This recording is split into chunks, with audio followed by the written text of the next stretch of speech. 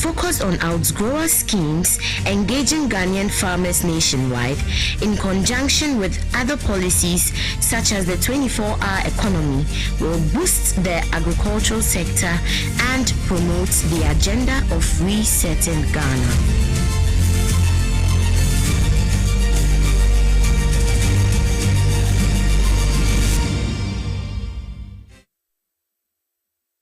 Thank you very much. Kindly be seated.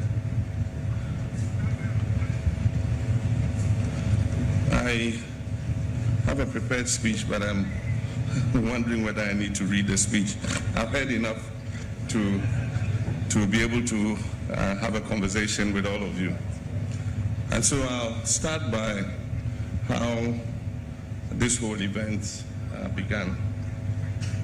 It was conceived in the back of a Toyota Land Cruiser, which myself and my younger brother Julius always occupied the back seat when I went on campaigns. In 2023, we crisscrossed the length and breadth of this country. And we're talking about, dreaming about what we could do when we get the mandate from the people of Ghana to govern this country. And we're talking about tourism and how we can improve things. And then the issue of Kwahu Easter came up. And we talked about the whole Kwahu Easter program and how we can add a business angle to it. Everybody knows the genesis of coming back home to Kwahu. Kwahu is the biggest homecoming event in the country, easily. And it came from the fact that the Kwahu people are business people and traders. And so often they are spread all over the country, from Sunyani to Tamale to Bolgatanga, Accra, Ho, everywhere, doing their business.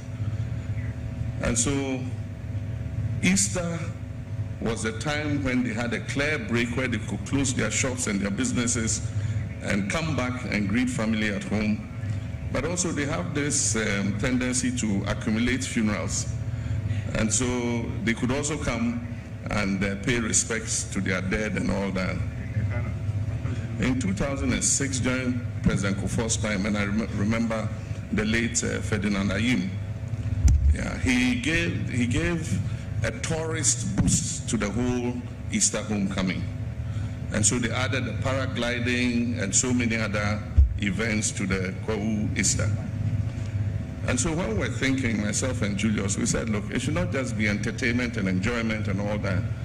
Considering the nature of the Kwahu people and their business acumen, let's also use it as an opportunity to create a forum where the business people can come and network and interact and see how to manage their businesses even better. And so the first one we did was in 2024. We were still in opposition. We had the audacity to hold a Kwahu Business Forum. And there are a few people, businessmen, I want to thank. K. Ofori, NS Chemist, I think, Metalex, Font Tissue. Some of them I know by their businesses, not their names. The Rockstars and a few others. Sickens, East Cantonments, and all of them. It was a makeshift tent. And I remember they came and sat here. And in those days, it was dangerous to be identified with the opposition, you know, so it took a bit of courage for them to come to that event. But it was a very simple, successful event. And I think at that event, I made a promise that if we win power, we're going to make this a permanent annual event, and that we're going to make it one of the biggest business forums that takes place annually in this country. And I promised that I was going to drag my ministers, the bank managers, the leaders of SOEs and everybody, if I become president, to come and attend the forum. And so last year, we brought almost everybody. All the banks were here, fintechs, you know, small and medium enterprises and everybody. And they saw how useful it was. The networking and all that was very useful. And so this year, they are here again in their numbers. And we said that we will have all of them reporting what they've been able to do after they left the forum of last year. And so I'm happy that our MD for Ghana Exim has been able to give us a report about 3 businesses that they are supporting. And I wish that they will support some more. I know they have constraints of funding, but we'll soon come out of the IMF program. They've been trying to raise some credit so that they can expand financing of Ghanaian businesses. But when we come out of the IMF program, that constraint would have been removed. And I know one of the companies especially that has gotten assistance, Nobi Farms. I was there about 2 weeks ago, and it's impressive what Nobi Farms has done. 7,000 hectares of rice under irrigation, all year round harvesting of rice. And this financing is to allow them to install a mill to be able to mill their own rice and bag it and make it ready for the market. So this is a very critical source of credit. We want to take this whole thing a step further, and so we are working with Metalex and Trazaco to build a permanent convention, conference, and exhibition center on this site. And so we want it to become a center for conferences and exhibitions, not only in Ghana, but for organizations that come from outside Ghana to come and hold conferences and exhibitions here. And so they are thinking of a permanent convention center, space for performances, meetings, exhibitions, and then we're also going to improve the whole road network in the Kwahu area so that the congestion that is normally created will reduce. And ultimately, we want to have an airstrip here so that flights can come in, both domestically and people coming from outside who want to come and attend conferences. And so the business forum is going to grow bigger and bigger and bigger, and I'm sure that any subsequent government that comes will continue to be a patron of the Kwahu Business Forum. But let me report to you, since we came back into government, I was here last year. Can somebody read what is on that placard there? I can't see what he has written. Somebody's raising up a placard. I think he wants to draw my attention to something. But I'm saying, since we came here last year, I gave some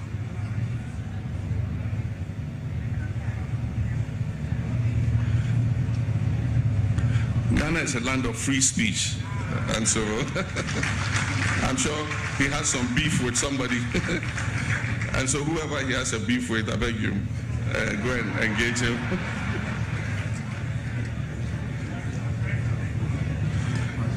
And so, since the last forum, I'm happy to report to you that the business environment is much, much, much better than it was before.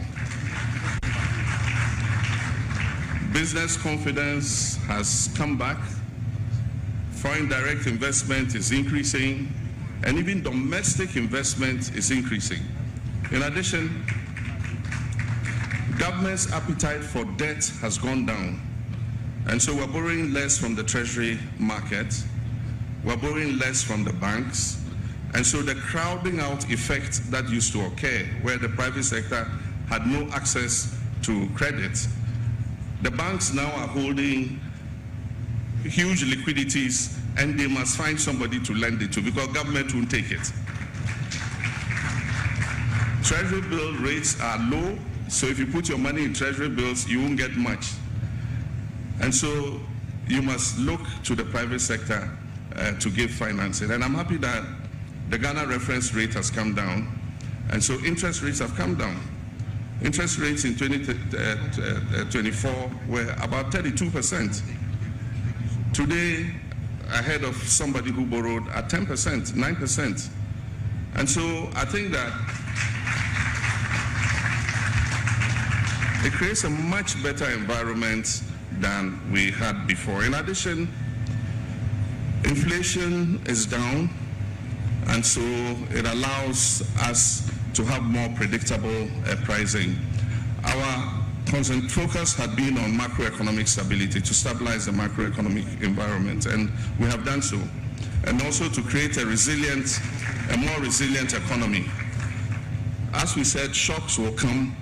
You cannot predict external events, but you must create an economy that is able to withstand those shocks. I know Iran and Israel and all have been fighting. So far, our economy has shown some resilience. We have almost 6 months of export cover. We have about 6 weeks. We have about 6 weeks of petroleum stock in our tanks, and so there's no danger of us running out of petroleum within the next 6 weeks. Even as we're using the reserve stocks, we also are replenishing it, and so there's no danger that we would have queues at filling stations and other places.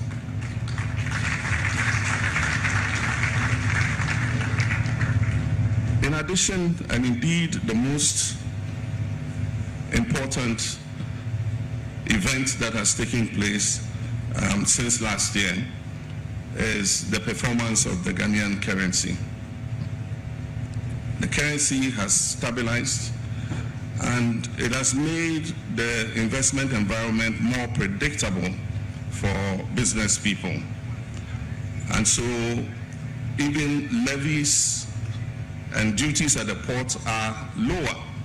And that's why I tell importers, I don't see any reason why you should try and underdeclare your imports, because the bank rates determine the levies at the port, and the levies are fixed in dollars.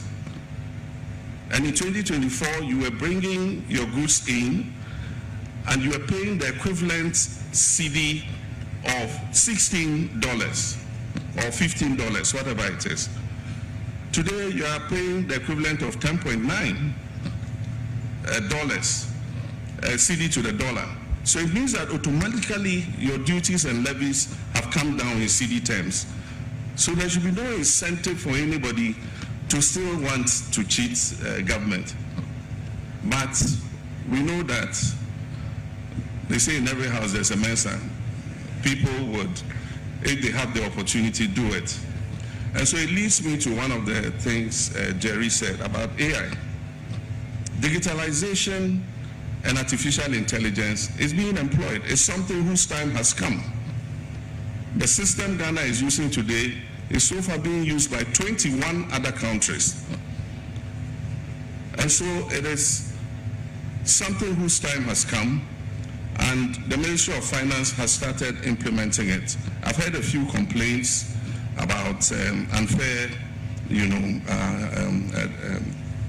imposition in terms of what duties and levies have to be paid. And so the ministry has an appeal system. So far, it is held 2 days in a week. I have advised that they increase the number of days. And so if you get your invoice and it's a legitimate invoice, and of course sometimes AI and any digitalization can get things wrong.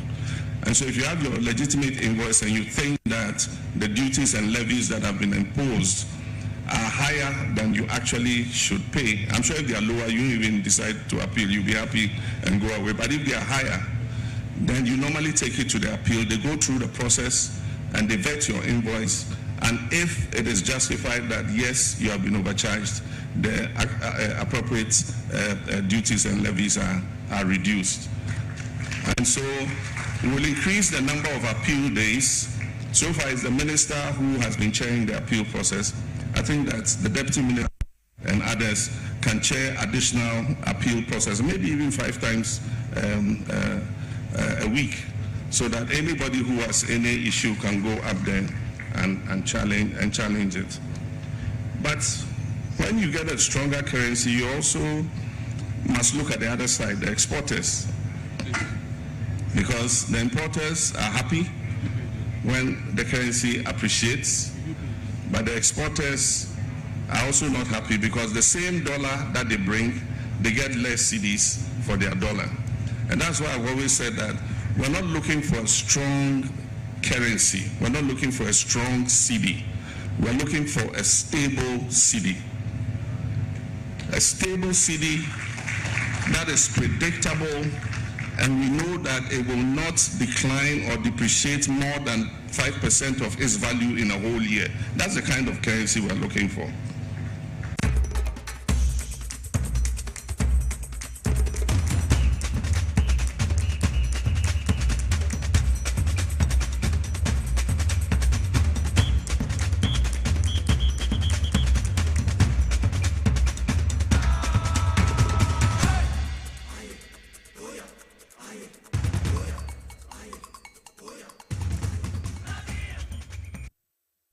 I was there always with more crab I say part about TVSYZ.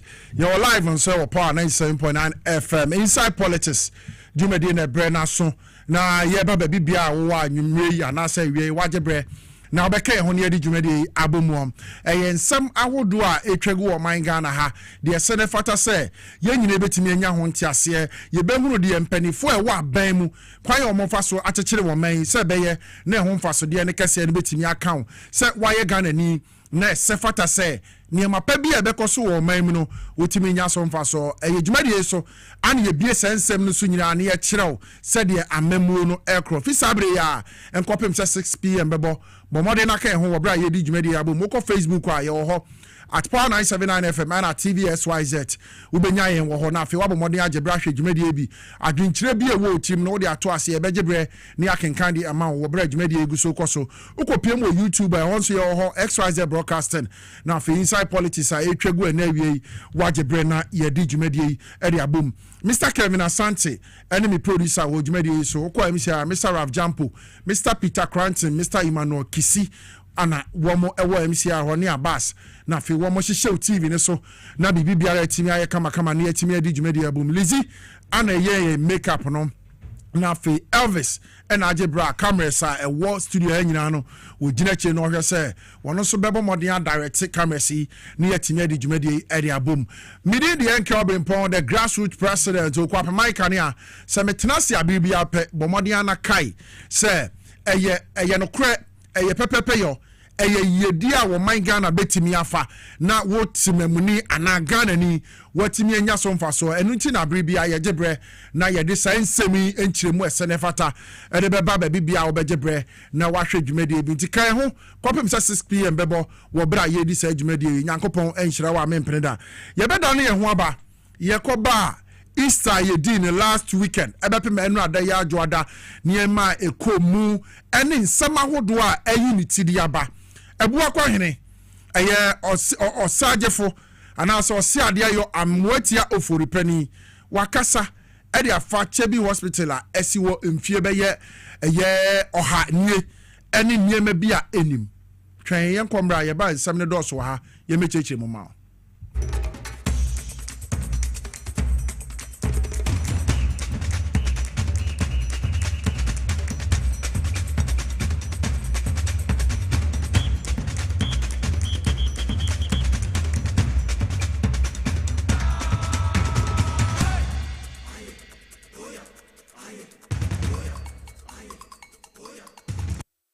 Misama wakwa babio at about TVSYZ and afi Power 97.9 FM. Safei ana adu afidie na to a inside politics dwumadi ana yeguso a ye de esum omani nyina baby a wagebre na wo hwen ya na se wutie midi de enke Obrempong kan ho ni eni sa dwumadi yimum enkopem 6 pm ebebo nyankomo nhyira bebre bu so ye to dwumadi no so edi ama wa ha na efiade twemi ana ye hyase ye di Easter na wo hwe Easter Friday through the Saturday Sunday bepem eye ne Monday no a na ni nyina ye Easter na na ni gie ne say Easter Friday na ye holiday na omampani His Excellency John Dramani Mahama okopiem ewo eye Black Star Square wo bra na the Lighthouse International Church womo edi wo mujumedie kama ewo eye the Black Star Square omampani John Dramani Mahama ekopia ase a sajumedie no na wo ka ho na onyakwanya no ema ni preachi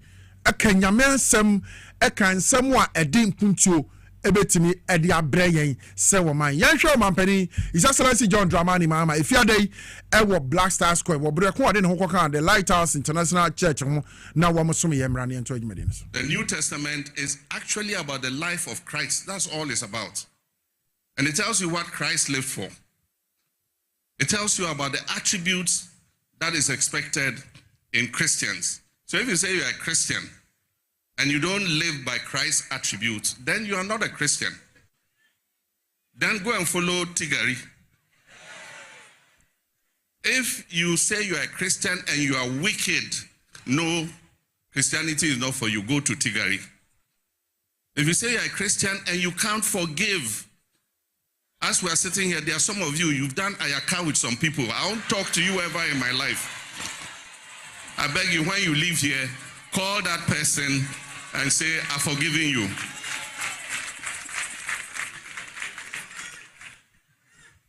Christ was generous. Christ was generous and kind. Some of you are chisel. There's POP on your hands. If you say you are a follower of Christ, gogonsa kakra gogonsa. Share what you have with your neighbor. His Excellency the President John Dramani Mahama ana what is so preach that no me penny bi shai and ye din komo se Obrempong say President Mahama wie say oye president a obeye sofo so di akonwa wie se bampani obeye sofo na me enya de na ye me nwanwa kra ehya de a oye deda se de na bra botie yi se na sofo tie anu woka ebinim ho a omde Kristo ni bom ho abodi keke me Kristo ni hwe ni mu bio apart from Sunday na wadware akotena sorry dey mu na wase na tade bi efe wakoko dandan ho ato ye retwenwo nyame sunsumwe mo so sa na otim wa ha na ode collection akotum ni abompa ye yapo wo kofie na no ano no eno nya nyamesom His Excellency kasa no te ya wase se wo ye Kristo ni a gogo nsama nyamre na utiri mu odin dodo da bia meka se hwe achede eye ade a ewo nipa mu onu misika nipa ewo sika okromu a ne one city to for mobefa na de but we are Christian a Christo assembly church say love your neighbor as yourself wo neighbor na woni ne te no o se do ne se wo ho but ebe no mutiri mo den Yesu na nakoma mu ye na ochade Yesu ni edi nati no na nakoma mu ye na ochade na ye very kind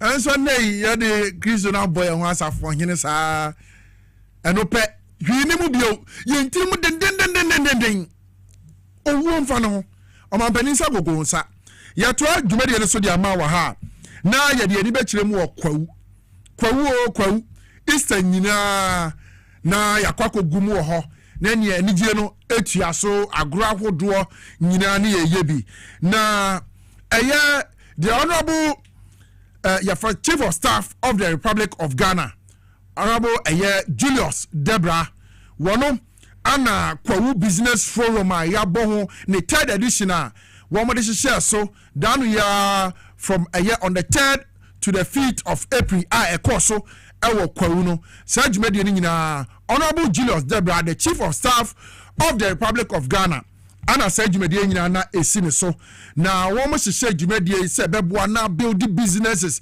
a build contact a build wo mo epese wo mo di jumede ahodo nyina wo mo hia moa eti I think last year edition no abrante bi kopie mu wo ho a no se ohia 450,000 Ghana cedis no dia ye na adwuma ehwo no na ADB Agriculture Development Bank eso abrante mi sebra ya beba se sika no fa koye wadwuma no. This is the 3rd edition of it. Not just a woman share jumedi ya no the etoso bako miensa eno ana Easter ye twam ye wo mu kopie mo nti wo hwa wo screens ne so a crofo businesses ahodo a wo mu koye wo mutimi showcase ye so obi amra no mehwa bi wo betimi kura a draw ideas kakra wo na wo de akọ build wo de eno nti ana Kwahu Business Forum aba etnase a ehwe na aboa Ghana nipa hodo bia wo pese wo ye business no wo hiamoa ana wo nya business bi hunimde se wo bomode de ho kan ho a wo behunu bi na Honorable Julius Debra, the Chief of Staff of the Republic of Ghana, ekasa kakra ewo bra eye Kwahu Business Forum ne kwaso efa ekwan a wujumedi awudi ana business awo no ebetumi afa so na anyini yanhwe wo bra na Honorable Julius Debra ekasa ewo Kwahu Business Forum na asemra ne ento adwumedi ne so. Exchange resilience and expand GDP through value addition rather than dependence on raw output alone. If we want a bigger economy, a more stable economy, and a more inclusive economy, then manufacturing must sit at the center of our growth strategy. Building a new compact between government and business is a must. Government has a duty to create the enabling environment, policy clarity, macroeconomic discipline, infrastructure, efficient regulation, skills development, and reliable power. Those responsibilities matter because serious businesses can only thrive when the fundamentals are strong. But business must also rise to the moment. The private sector must invest boldly, innovate consistency, formalize where necessary, and scale beyond comfort. We must build firms that think not only about immediate margins, but about long-term competitiveness, resiliency, and national impact. If we are serious about national transformation, then government and enterprise cannot operate as strangers and adversaries. They must work as partners in one common mission to build a stronger, more productive, and more self-confident Ghanaian economy. Resilience, competitiveness, and the need for long-term thinking is necessary. We are operating in a world of uncertainty. Global conflict, supply chain disruptions, inflationary pressures, and geopolitical shocks all travel quickly into domestic business conditions. That means the language of enterprise today must also be the language of resiliency. We must build firms that can withstand shocks, adapt quickly, and remain competitive, even when the external environment becomes difficult. That requires stronger institutions, better planning, more local production, deeper supply chain, and a serious commitment to sustainability and governance. The businesses that will endure over the next decade will not only be profitable, they will also be disciplined, accountable, innovative, and built for longevity. Honorable Julius Debra, Chief of Staff of the Republic of Ghana, and I would say Wakasa, ewo Kwahu Business Forum, and eko so weekend ya ewo Kwahu no. Amamia kai, the entire time na ye Kwahu no. Especially 8 years be an HMCO under the MPP, under Nana Dankwa Kufuado, under Alhaji Mahmoud Bawumia, under Kenufuyata Sabri Wanya and baby Johnny Kui. Now you could do Kwahu. The young woman see as speakers. The Adebo live band. The Adebo normal and Yumi. Na yes sana ayen sanum. Na ya question yema be bredoso. But today, the Honorable Julius Debra, the Chief of Staff of the Republic of Ghana, together with the President of the Republic of Ghana, His Excellency John Dramani Mahama, are redefining sign yemano. Wama chese Kwahu no. Ewono enye enyuma loud music, any alcohol, any indecent dressing and kwa betimi akoso wo ho. Nemo say Easter brand do a ye betimi afa sa kwanya no so. Na ye dia building ya hu business say ye person ye yenu. This is leadership. When you can before, this is the kind of leadership wo man Ghana here, wo me be push ye na that ye nda ye so bia bam. Enti wo be biara wo kwotena Kwahu business eye forum ase a na bibi si nani so no ene woni ni din koma wa achi di bibi woni tirim watimi enya business partner bi watimi edi ni nkomo bi ma wo ye nya resource bi oba bi. That is how we build a country. Kwahu obekona ye wo fufuo wa ha na dede na ye no monsa na eniema ensem fatanko an yehunu but enei so enke Obrempong me ka se me kokwawu a me kokwawu eye business forum. I want to know something. I want to achieve something. I want to me person me build on my business. Ebia me ideas so me need financial capacity no but yeah the banks nyina kwakwatina kwa business forum ho and convincingly wo the opesa wo ye no business ko opesa wo ye no so what to make ekire mu kire mpanifo na eto makoma so a any amount of money some of the banks they are willing to give you for your juma no na financial results ebeba no. This is what we call leadership. Etias under the bibia hu bibi sa da bi akwawu ni ekekemu sa afie we kura no woman said an kekemu bebire wo kwawu but it was spectacular. It was awesome because of these great ideas from these leaders. His Excellency the President John Dramani Mahama and the Chief of Staff of the Republic of Ghana Honorable Julius Debra.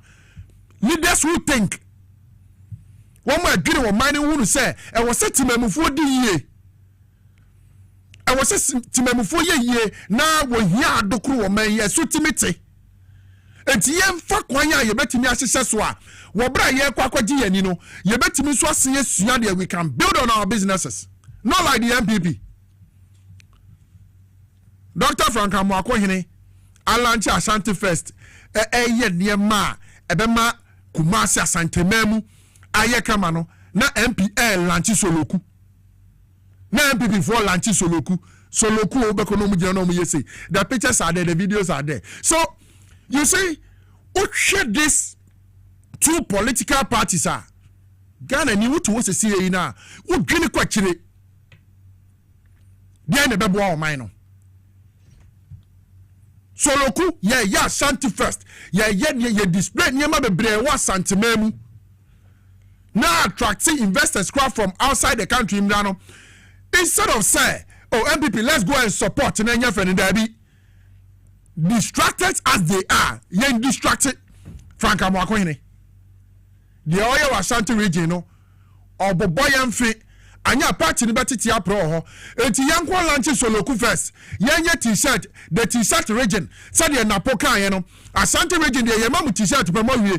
Enti mo betina so be before betina so for 8 good years. Interchange 5 mo promise wa Ashanti region mo ntimi anya 1. Region emamu 1.7 million na mutimi tra konwa so. E really wo manye nyina. Interchange 5 Akufo-Addo under president, the former president Andrew Akufo-Addo. Wantimi anya 1. I am daring any MPP member.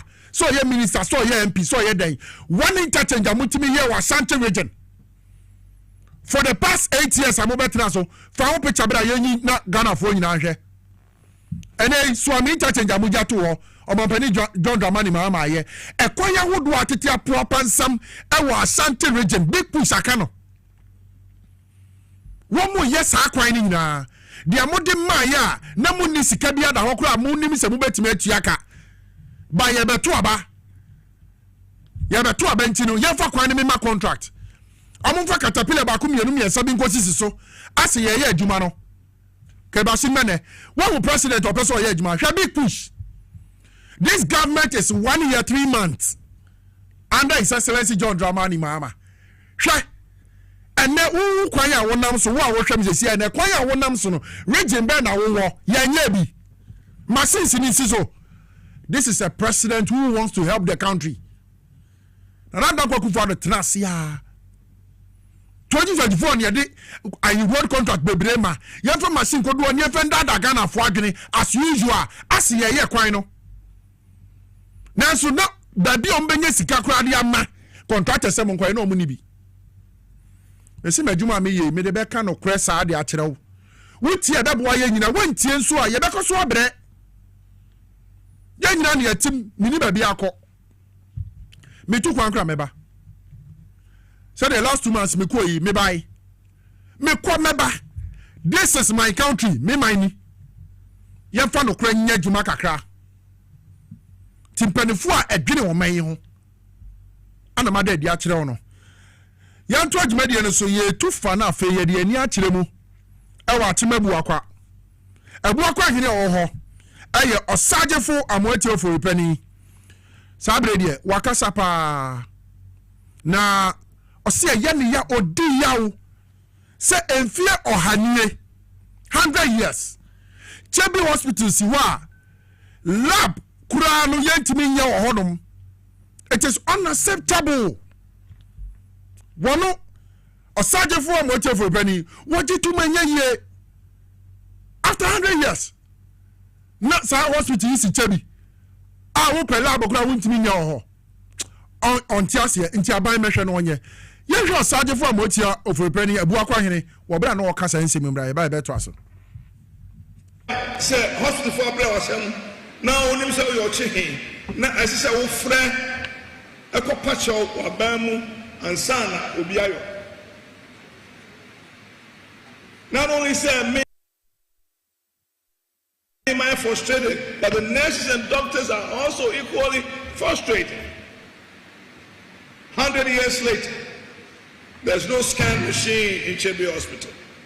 100 years later, there's no quality laboratory in Chebi Hospital. They send them to Kofodia somewhere else.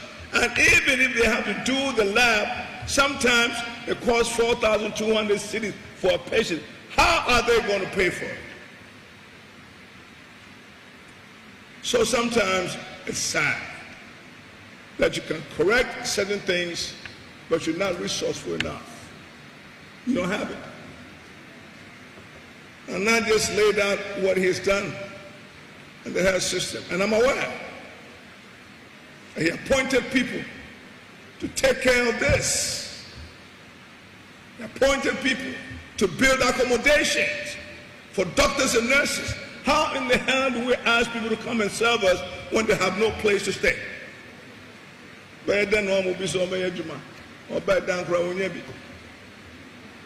Doctors have left their families to come and work here. Young people. So not only do we talk about what could be done, but you talk about what you have to do. Action. Do it. I believe in the Nike slogan. Just do it. Enti ebuakwahene osagefo amotiofo repani ana wokasa edefa Chebi hospital a esiwo emfie wo ha sabre scan machine wo lab services nya available enti amana na nani abrepa wokasa adan na benye yi nani ama omo e wo se hospital no wo mo na omo me pa che ose ye nkonkoye Masema mibisa wohene Ames mo local snap afama me na ohin pon na me ba beka ne ho asem no na nka me mu nsa kakra nsa we de na wanimu a but awia we ye beka no kure no ade ato adan na sabre wohene afei na wubisa sensem we wo de sia kron fi Chebi wo bedi Ghana konya emfie wotwe na nado dan kwakufu ado 80 years and what the year woman penny were uninterrupted 2 terms from 2017 up to 2015. Me and Obrempong me be say mommy one video I will complain the for Chebi hospital. I am not saying it's what you are asking for no. Any say about. But me be say under the MPP under another dan kwakufuado. I will free with this year konkron. I will free Chebi. Mom, I want one video from Osagefo amotiofo repani. Oyene. Ayo me anka no kra ne fenchira what? O man ne bre because of eniema bi ati say ho. Media mu dia dabi. Ma bi boni bi anko no so. But say obi bad ya, let's put pressure on them. Na de epe bia yen sanka. Nana do dan kwakufuado. Chebi no fi. According to information na me manya kra no ye wo ba bia Chebi ya Wi-Fi a unam Chebi krom wo kra utimi ko internet is free na dan kwakufu at the time I stand to be corrected me ko krom order but that is what I've heard and then another 8 years wo ye Chebi ni wo ye chini ayinkwa wonum bremu na so sabrei wo de galam senti bremu wotimi numbio Nembraso. Oyine. yɛbɛsrɛ mu o ayɛ mo ne yɛde tumi asɛ mo nsa sɛ monhwɛ sɛ yɛn ntimamufoɔ yɛabrɛ abɔbɛkɔ yi anaa yɛnyi politics ne mfiri mu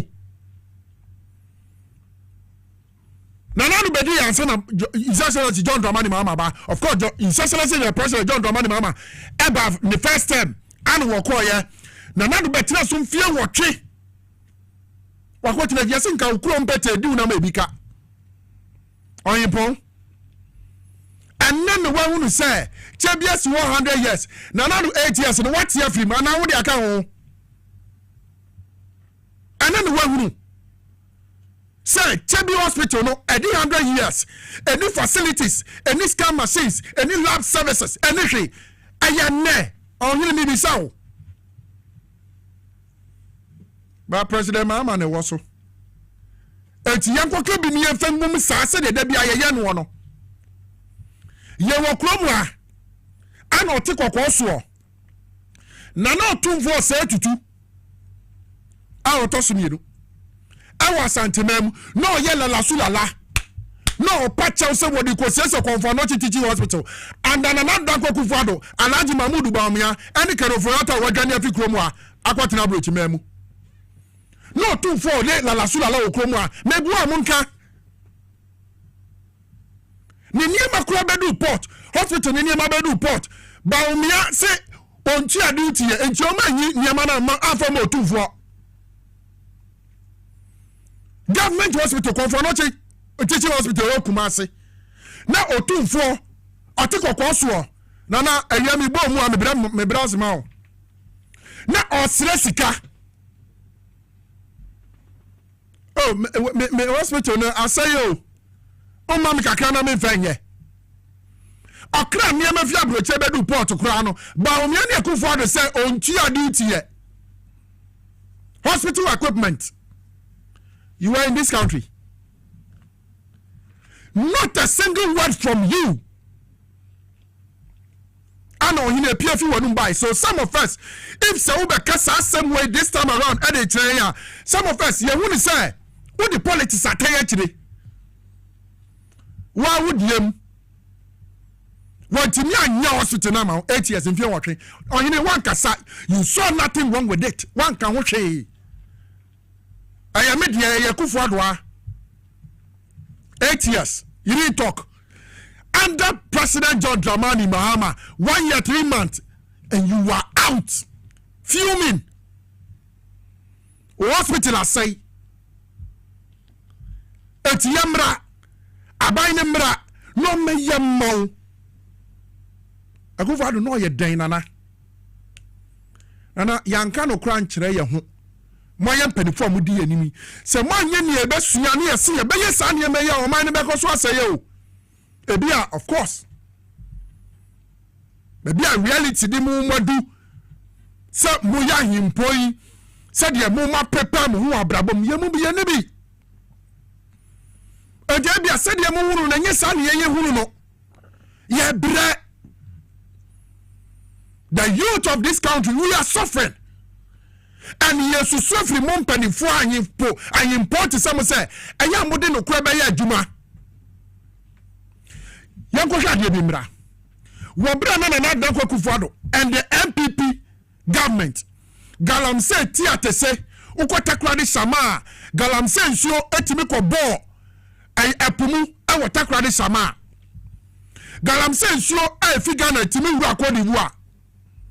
Edu abi ntitiana me ye kran se Cote d'Ivoire for sen ko be Ghana kokot and another for Kufuor ni Alhaji Mahmoud Bawumia Ghana for you to sorry here munya galamsey na another for Kufuor and the entire MPP government mo na mo ye involved ebu akwa hene osagefo amotiofo pani ebe kasai wo bra na Ghana mabunu ebo na another for Kufuor to just say Onya galamsey a wo ye no ye ntwe nsem a osaje fo mo tiefo pani kan ye ba beto adwuma ni zama na ahotio ne ha ye yo edititi ye mpanifo na do amenti ase suku oseko osora osba ko galamsey na mamu wani yetu ofo se Sa galamsey no a oba ani ama 100 cedis to emwa odachi o. Ebi ko mudachi no a na na do ama free SHS no. Ebedru ho. Ukura bachelors kura na okura platform. Intimidate. Ni woman me back kan as for so for dey kan ho say. Yenyai.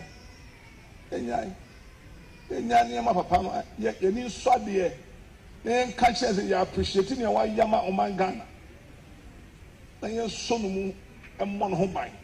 Atembibie no a aba obi aso na okasa no. Ngrase for ma.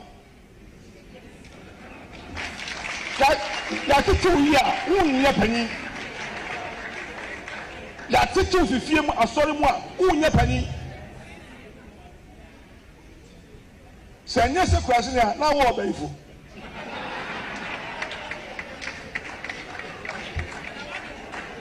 Ebisa me nim ade a papa no a yaka wiase fa na nyina obi yaka. Onyame no hira he no de we mai.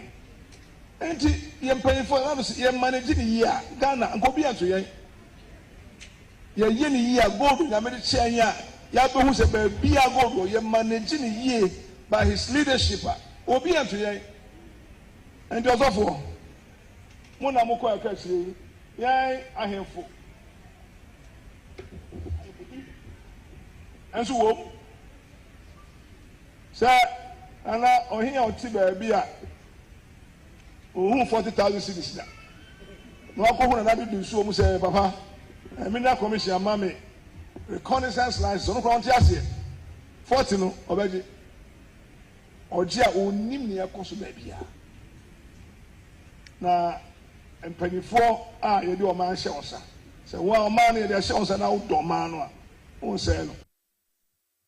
Enti ebu akwa hene na wo hu so kasa no osagefo amotofo repani. Ana wakasa no wo bra Ghana tugu so na dankwa kufuado Alhaji Mahmoud Baomi akeno for yata wanya ba bia adwane akotena America memu na wo mo che o mansu ebuo na wo hwe in the year 2022 MPP be the first political party in government wo mo ma ho kwan say yanko mra sebedwam yan pass LI 6426 or say yes. A legislative instrument a man who mining activities across your forest reserves MPP for the party NDC ba ma be here for na who to me the first excavator your forest reserve chuku why the first excavator your forest reserve chuku na MPP for to go Ghana and so any Ghana nsuom na wo mu nsu e wo Ghana nyina da including Brem, I know that Chebi. Na achemfo de to am say achenkwana na ya no Bremu, mi bi sati ni bia wanu Bremu and MPP chini bi otimi no Bremu. Na Ghana for kasa no. Oyinpoi wo be ka che Ghana for nyina say wo mo e basi MPP for wo mo to mo no agu na dankwa kufu ado so ene ne aban na wo mo kasa no wo mo ye nkrase for ma. Yes. Oyini no kan ena ma ba kire ono so o ma nye nkrasefo makra na o mo ya baefo because ye ka say na dankwa kufado Alhaji Baumia kenofoyata wo munja galam say na esai wo mani nsuo ene ye nsaase wo ye be ka kire ye say ye ya baefo ye nkrasefo ma ohiri nana ebuo enidie minsia woda.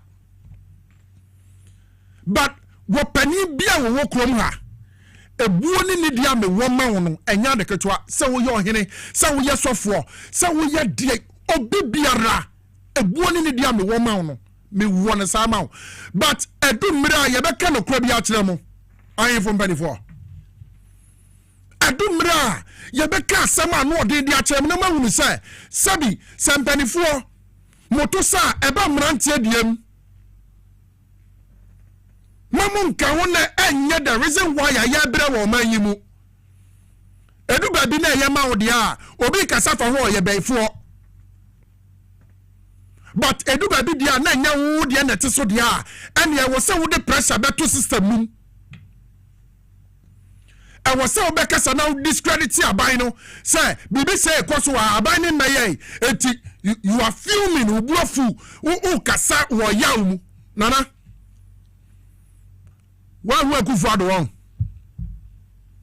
oyere wo this year nana do don Akufo-Addo edu 2024 Alhaji Bawumia campaign odu Kumase atonfo je 200,000 Ghana cedi fire konfanochi on ferre Bawumia oni ani wa bonsan wa pa ho Aban hospital no wo koyi 200,000 Ghana cedis adi ma wo tumfo wo Kumase se on fe nkoye onu Bawumia de otimi nya da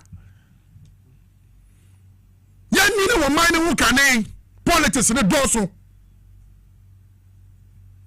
ya ngini Ghana ho kakra enu mu ne ate se nsuo betogu yeso se ya bebogu yeso oman mu ne ate eti abri bia na ye beye ya de no oyire eya mo ya nyine oman ne ho kakra nsa ne ye tikromu a school ne yesu ye kobi ye bia dwinu ye hunu ne ma ewom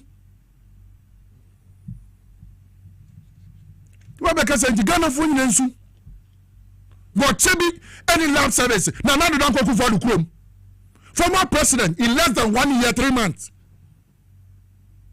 ni krom chebi nana e be siamo mumwa na wo man no fa ntoma papa kakra bi mfra ni yenya politics bebre no yenyai ena waso dia yanko keka nsem we no mu se o onya hwe hospitals are President John Dramani Mahama ejagu wo man mu man na da Akufo-Addo emu anyi no timi wie the President Mahama started from scratch or in the one term or in the 4 years after Syria one renovating rate just say baby the one year no emu dia ina na da Akufo-Addo wie okromu a munyi ba ko pema me Oba la polyclinic ya la polyclinic and before na bu from the pemene la polyclinic wo munya ba bia omo hospital ayam pipi na da Akufo-Addo ani Bawumia omo bu la polyclinic e wo ma tie ya omo bu ogu from ana omo ja woko na la fodi omo yan eti la polyclinic na da Akufo-Addo ene Alhaji Mahmoud Bawumia bugu ya no na what's ana wo wuri afa military hospital President Mahama yes almost 80% complete na da Akufo-Addo betina so 20% aka no wajima fa aka ho ama hospital na anya operational Syria kwakwe wa santememu kwa His Excellency John Dramani Mahama hospitals o si wo 4 years 1 term 20% 30% 40% anaka na da Akufo-Addo amfa choka ansan ho da ano different social company and you never complained about those hospitals. Have you ever? Give me evidence. A boss far who no. A friend will say after 100 years a hospital they see one a lucky facilities. It was any uba pressure. No wakasa, no be RTB. This is politics as usual.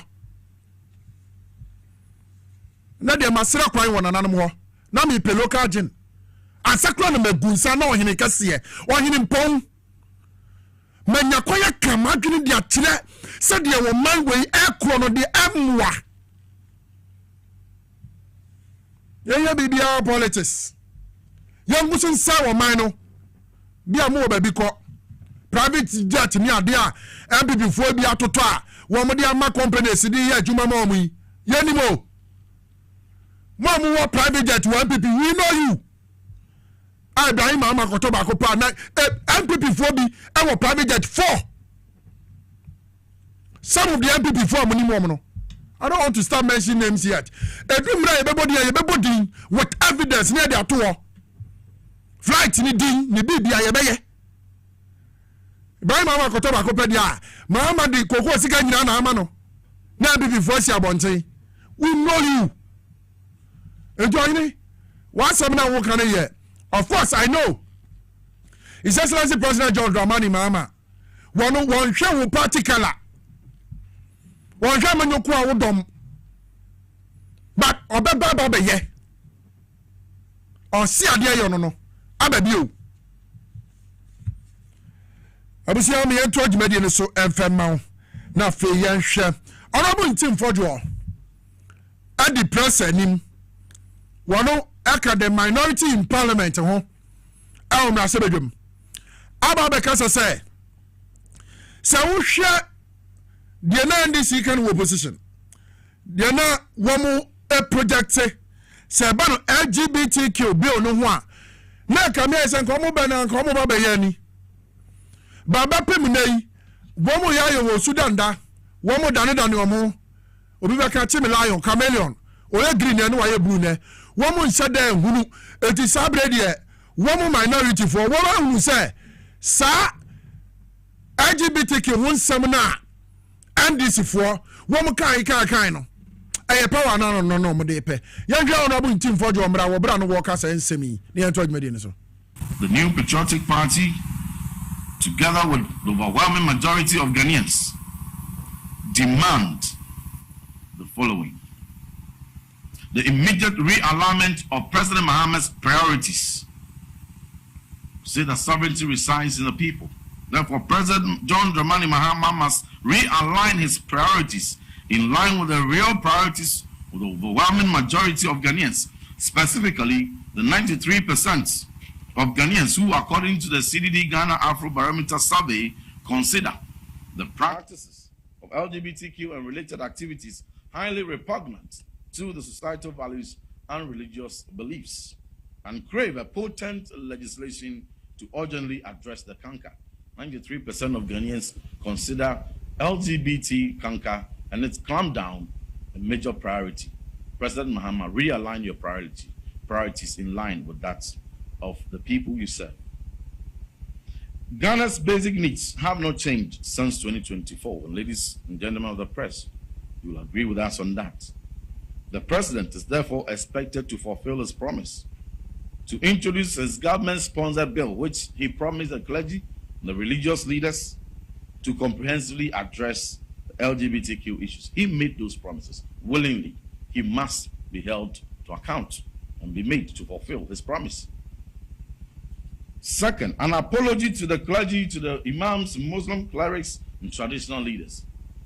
The NDC and President John Dramani Mahama must apologize to the Christian Council, the Catholic Bishops' Conference, GPCC, and all other ecumenical bodies, the office of the chief imam, and our imams, our Muslim clerics, traditional rulers, and concerned CSOs for the double standards and contradictory priorities demonstrated between the period in opposition and now in power.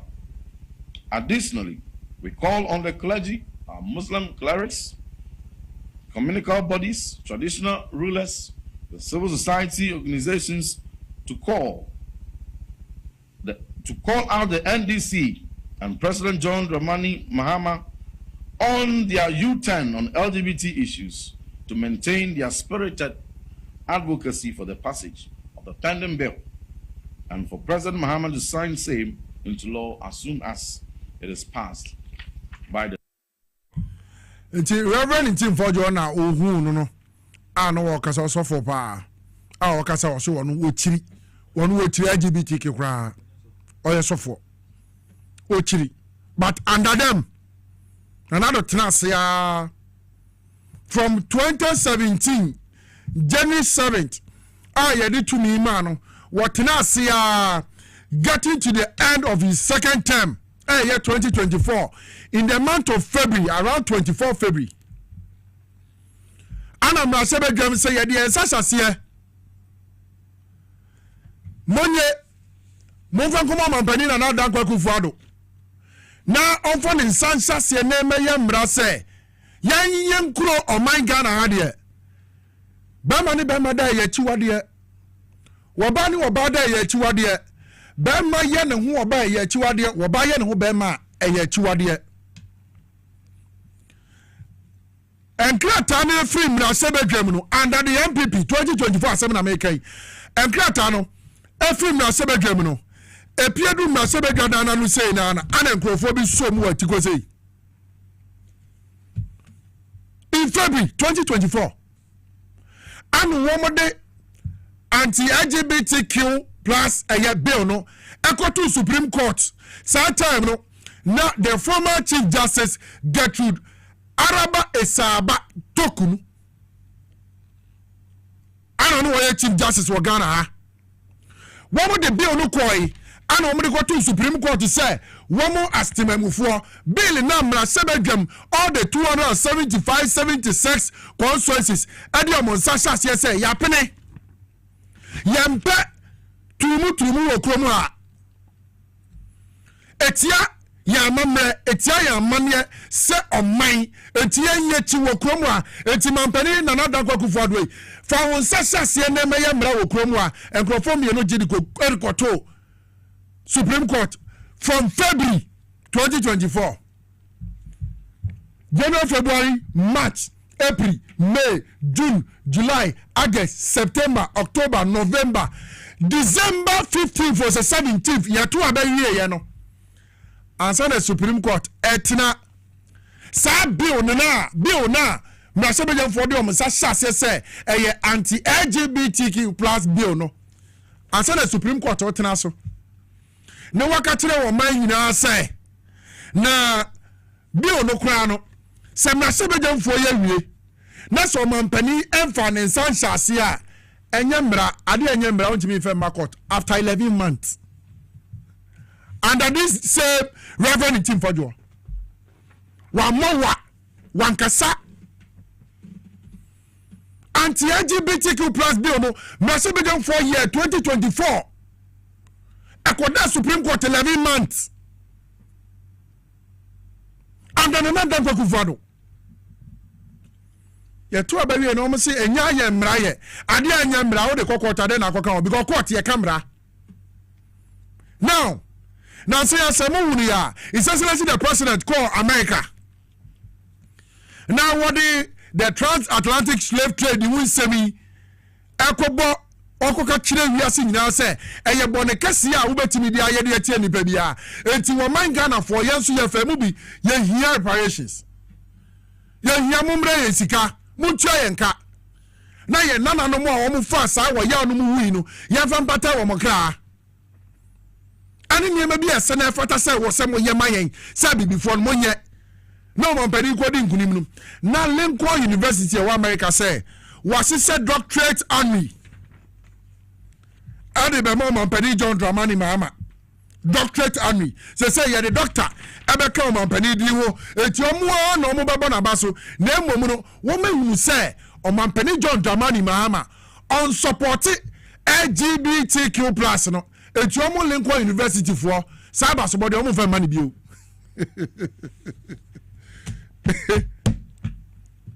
me say nyankopon da bia ye na so man we mu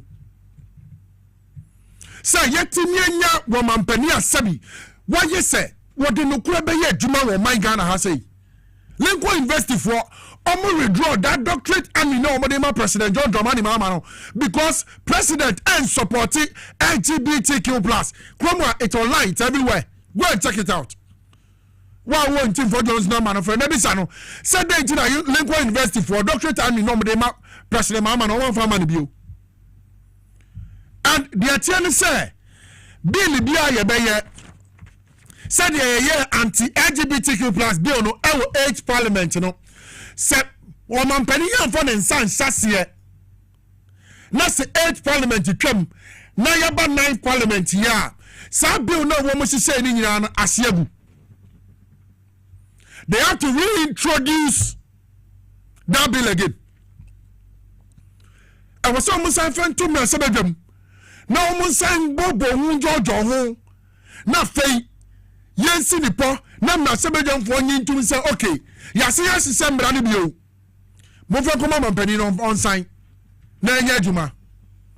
8 years under you, Reverend Tim Fodjo. under you and your government, you stay quiet on these issues. 8 years. President Mama Bedisu 1 year, 3 months. Who will be that? Because Okaseti has a moon sign. Anna Nana Dakokufado. I don't know whether to say intentionally. One sign of the Sansas here. 8th Parliament taboo. We are in the 9th Parliament. It was said that bill needs to be reintroduced into the House. After a debate. The entire Sabre here Sadiano, it's a majority. No woman, some on Becca, and I'm supporter, woman, my bill. No, a say, okay, ya pass it. Never come on, penny. 1 year, 3 months back. And a reverend Tim Fojo was off for their school. Kakra ukwa ho brofo why you don't know and 98% of Ghanaians support the anti-LGBTQ bill etino and was say Mahama sign and yes adia on pa Christians in nacho mo ana mani nwade o ana mo mfahwe ana mo de Ghana for ayen kwa se de bia mo hu yen no because mo manya akwanya no akọ wura fie ho monya konya no akọ dru baabi e wo mayimu in the high some of the high offices, so you feel say the rest of us ni eye timu ni de intin fojo ya dwene nya adwuma moja ndam bia mudi be pie asemu bia mudi be pie anya adwuma reverend anya adwuma. You withdraw doctorate and with the President Mama because on supporting LGBTQ. You are in this country. Maybe I catch him some yes and here. And then when you're holding Kikabro focus as a quote. Reverend Minister, we are so for time while you JB no to Supreme Court or demonstration or press conference say whom pesa et you want from Reverend come for the wife. Reverend Tim for you think we are case one? What do you say, Mofrabi? Timoko said them na MP before my dream boneno, Mubopo ya, Yankon Yankoka say, as a kind of phone fee mubio. Say Muka Samonuma sem to for moi, and carry bio chroma. And you know it. Ghanaians are not taking the MPP serious again because Omo say Moya Mambo for. My say we ye mo jampa mutirim. Adrimboni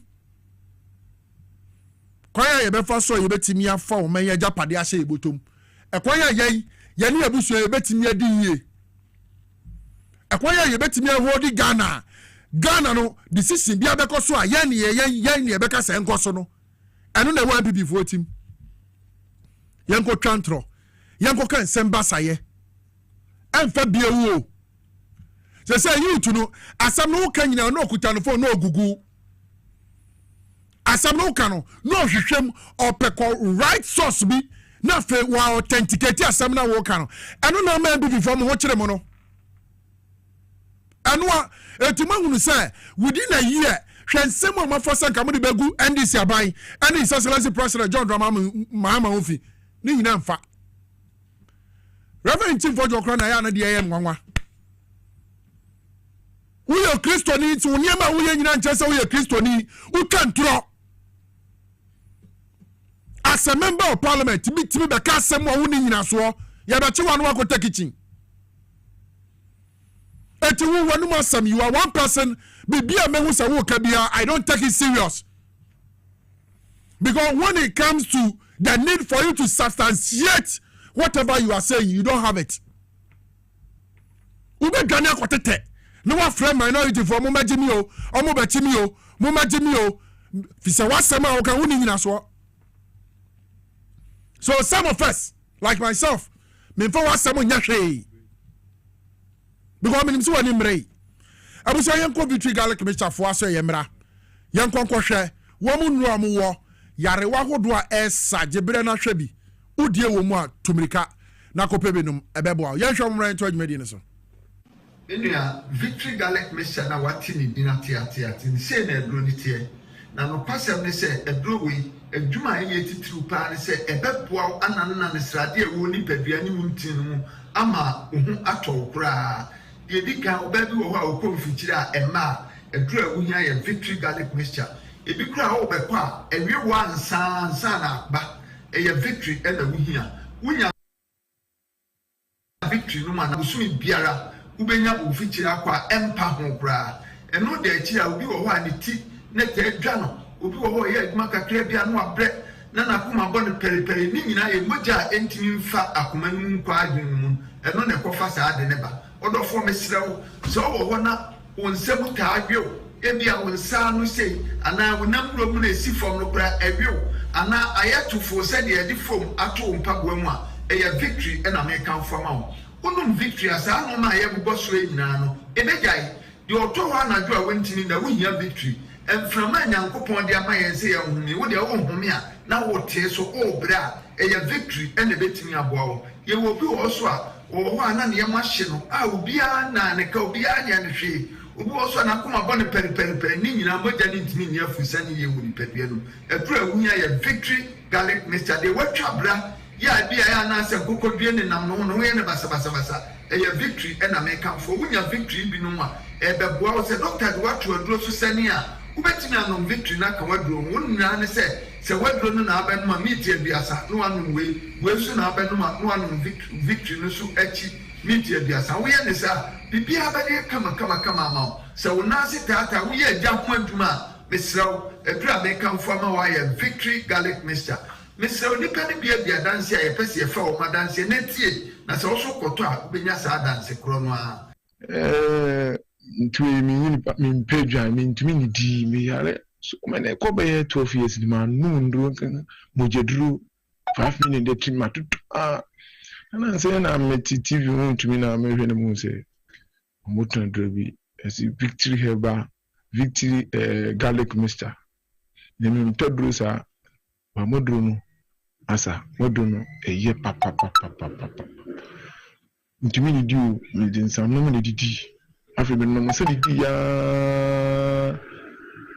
na afi insan afi bi no ntumi di bi afi mi di ma edrubone sa wi semi anu so no ntumi di anu so mi gba mu sa afi de anu so bi di bi no ntumi di bi afi mi hu de me nya me ngam ti edo no kan wo TV so a na me kuto bu ni me no edo no anopa eni awiane anwumre no ande no se afi nyampala mi no adbibi am tumi di mi afi na toilet am ko ye black masa modro no die edoni ye na nyame nhira mo aje me pa me problem ye menstrual pains nda ne kakra me so timi me nya me menses no boso me ma me bre pa me brankasa me timi to tondro no na ne se man ti se yesi ye bidro ha na makoto ba bia me we timi fa ka ekọ obi kru so ekoto bidro me timi no bi tese na victory ni de in fact I don't know me die wo mu de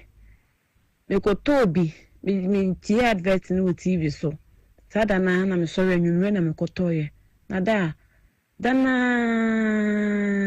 me say ade yi to me padi mu no moja tropa yi to me padi no ti me twa to me phone no so kura say ha adwene a enka me de betuma ka ho na mo ahwe te say so wa hwe ye ko ka se me bia me ya bo hye na me no maduro bi te say efi sada na yi sa moja tro no to me padi mu no me nya mense se no maduro e ma me hu sa emoja se bi like say kwọchị te say ni na flow kama ti victory tie mintini enja into ho te to de bia na mo ba abaso mo me so abaso na edon ne me di hu adanse obi si me de cholesterol sa de bone e na aba mi nipadua ma ba di atenase waduro ye victory garlic mixture se wunya victory ne no ma cholesterol ne se ne nani density bia no victory be yi ni nyina afi nipadua no odofo wo pedia to anama ne 024 2545 633 024 2545 633 and 020 129 3280 020 129 3280 a victory mkunim die ne de brem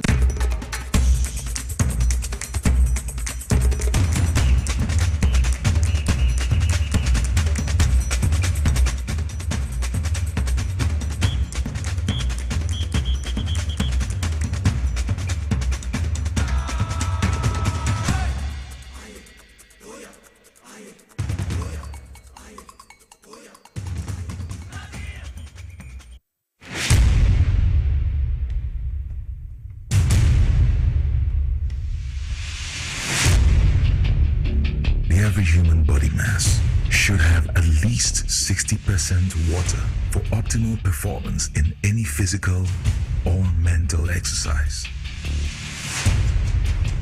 We can help you maintain it naturally.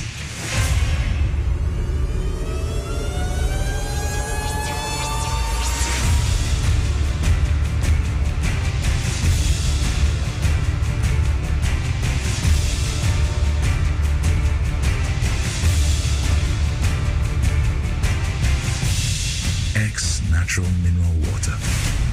Simply natural. For bulk purchase, call 0596 273 546 or 0596 273 547. This advert is FDA approved.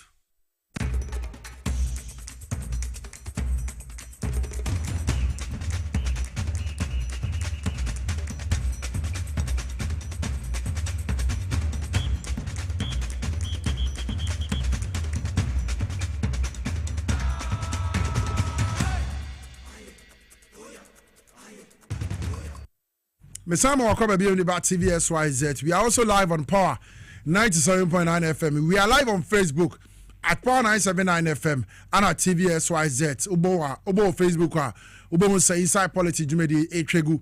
Ubo mode now trebi now do agent to say beje brack and candy amount or Brad Jumedi Eguswa Ekoso. Uko PM or YouTuber XYZ Broadcasting.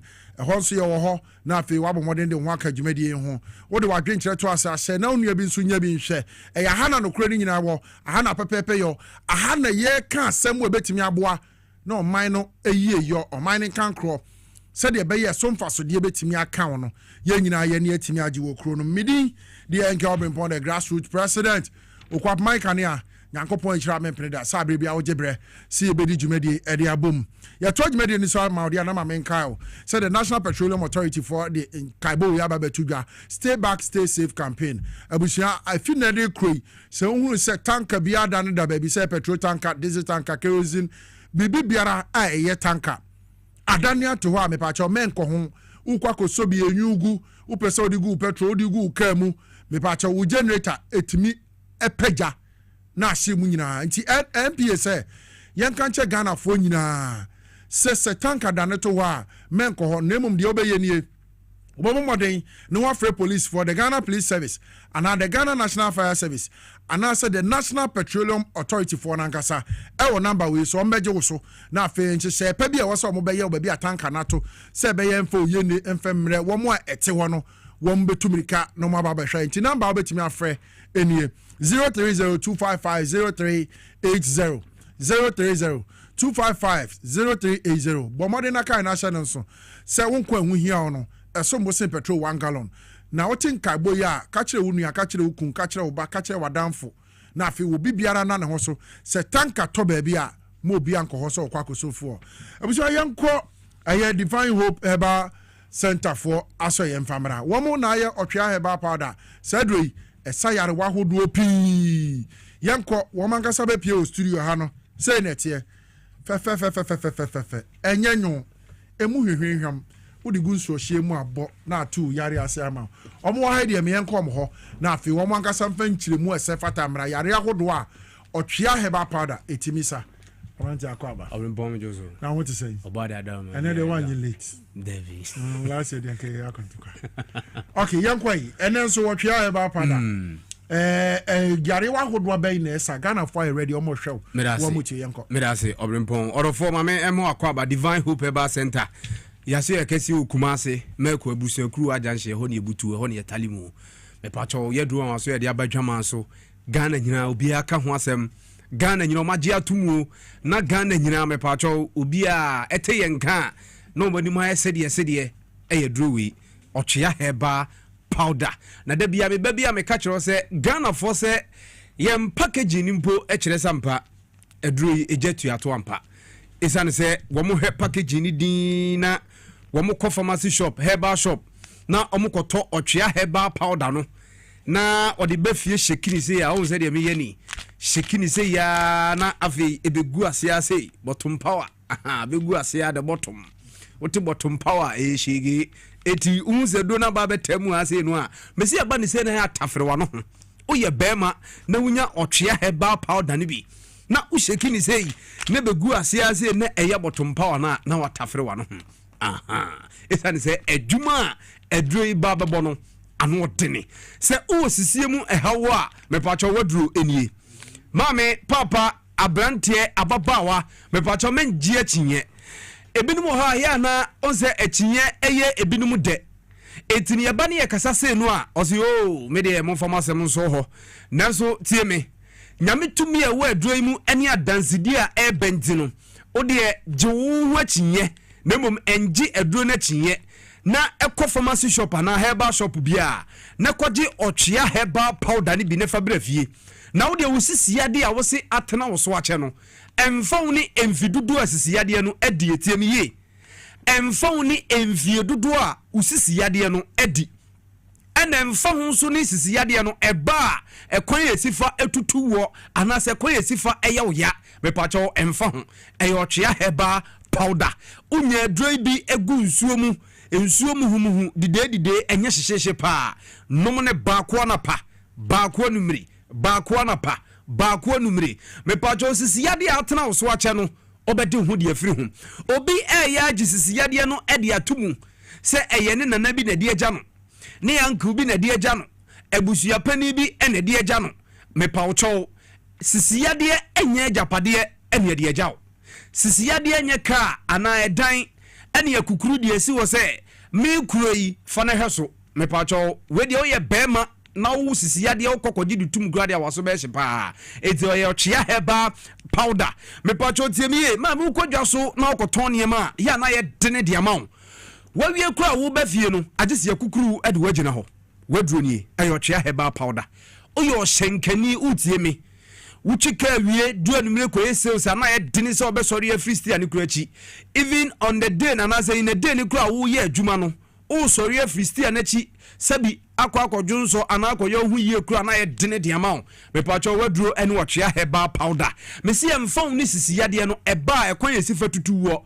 obi wode ni sisiyade na bɔ no ho safo hene ama eba pe wɔso ne sisiyade ka ne ho a obia engeti away obia nkoda ode bon ho safo hene me pacho sisiyade enya de pa ena de abɔ ho safo hene na sa wo ye bema na wo de wosisiyade no o ji atumu a wasembe mobɔ paati mi eza ne se bema hemensei usisi no ejira sukuru etimi koba sei krampo ne da sen na usisi no ho atochema entimi nkoma wasembe mobɔ pa ompema gudie beba fom eti no ochia heba powder no e 2 in 1 wo ye bema tiemi esa usisi bu yade de ama na entini a emoja die afurusani wo mu asisi entimoja ntimi die afurusani wo mu no bema na wo san so pem apem ye uduru mpamu a eyo twea heba powder tiemi ye bema mesimanye akiniye sese salome fo na ye wade pa eti wudi agro ma wo dofo amfili wo mpam tiemi ye na sa wo gema akini wie logozi match bi sore kwa wadwen ozo wagye match na wie di no ohima afili oboa o sore kwa yo fa ni tetefo a ofre salomefo no oba be punu no dofo no puru ni bone na de ya wo mni se wasan puru ni dofo wie nya so osore akọ wo sa tu di abisa wo dofo ni se na olontoyo no obeba fie tambe ya tu ni sa ni se wutimi mu adwuma ye wusisi nkoma eti ya tu ni se olontoyo na salome ni bisa odofo se olontoyo beba fie tambe odofo no nso no esa ne se o mani feeling ti no onu so edi ni cry ne da so olontoyo no forget no onyamae nti talimu kakra ena no salome ni bi pruni abayo ni wie he dem o pictures e bobo ho se abrante na woni abayo no woni picture ne bo abrante bosi pa ena salome ni bisa abayo ne se na odofo pictures ya butumi se o ebe ma obosi efiri abayo na no o se hi enye de efiri abayo na no a o ka kire salome ni se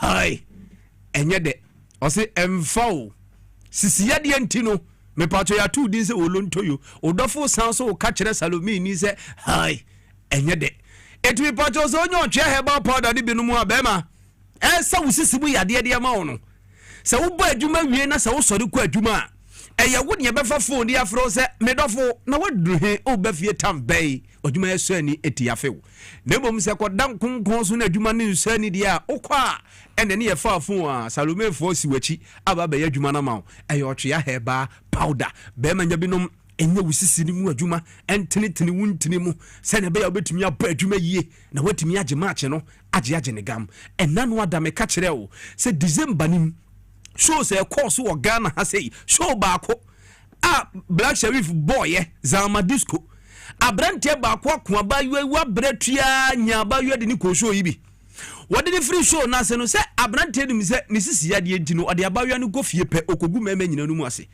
odu abayo ne junction wo si abayo ne ka che ne se onke fie no onkenkenkeda ono onye fantini so ne fante aba wodu junction wo se kenekekeda abayo ne se amen keda se wo se da bi me hewa wa brante kenekekeda tie me ye be ma unya ochia heba powder nom emfa obempie endu ni junction kan kire oba ne se onke no onkenkekeda da bi eye impossible no wom so odi abayo no duru junction ho a abayo na nkasa na beka kire o se oh mi nsi wa ha ye ka keda eye ochia heba powder me pacho ye usisi mu adwuma na be ma usisi ni ntimi nkomra na odi ye koko tie me ye emfa woni ba bi akoko na fifiri wo emfa woni mfie dodo akoko na di wo so eye ochia heba powder ebia wo koko no ema opusa woni wapusa woni saa ma yeja woni yade ayo twea heba powder unya binumu akoko yade ma opusa woni pa cha obedi hu de afiri ho tiemiye maka cho se Russian guy na ba be se market nim eti wadwe ya o se koko yade ma woni na opusa no be share space ya waso be hyepa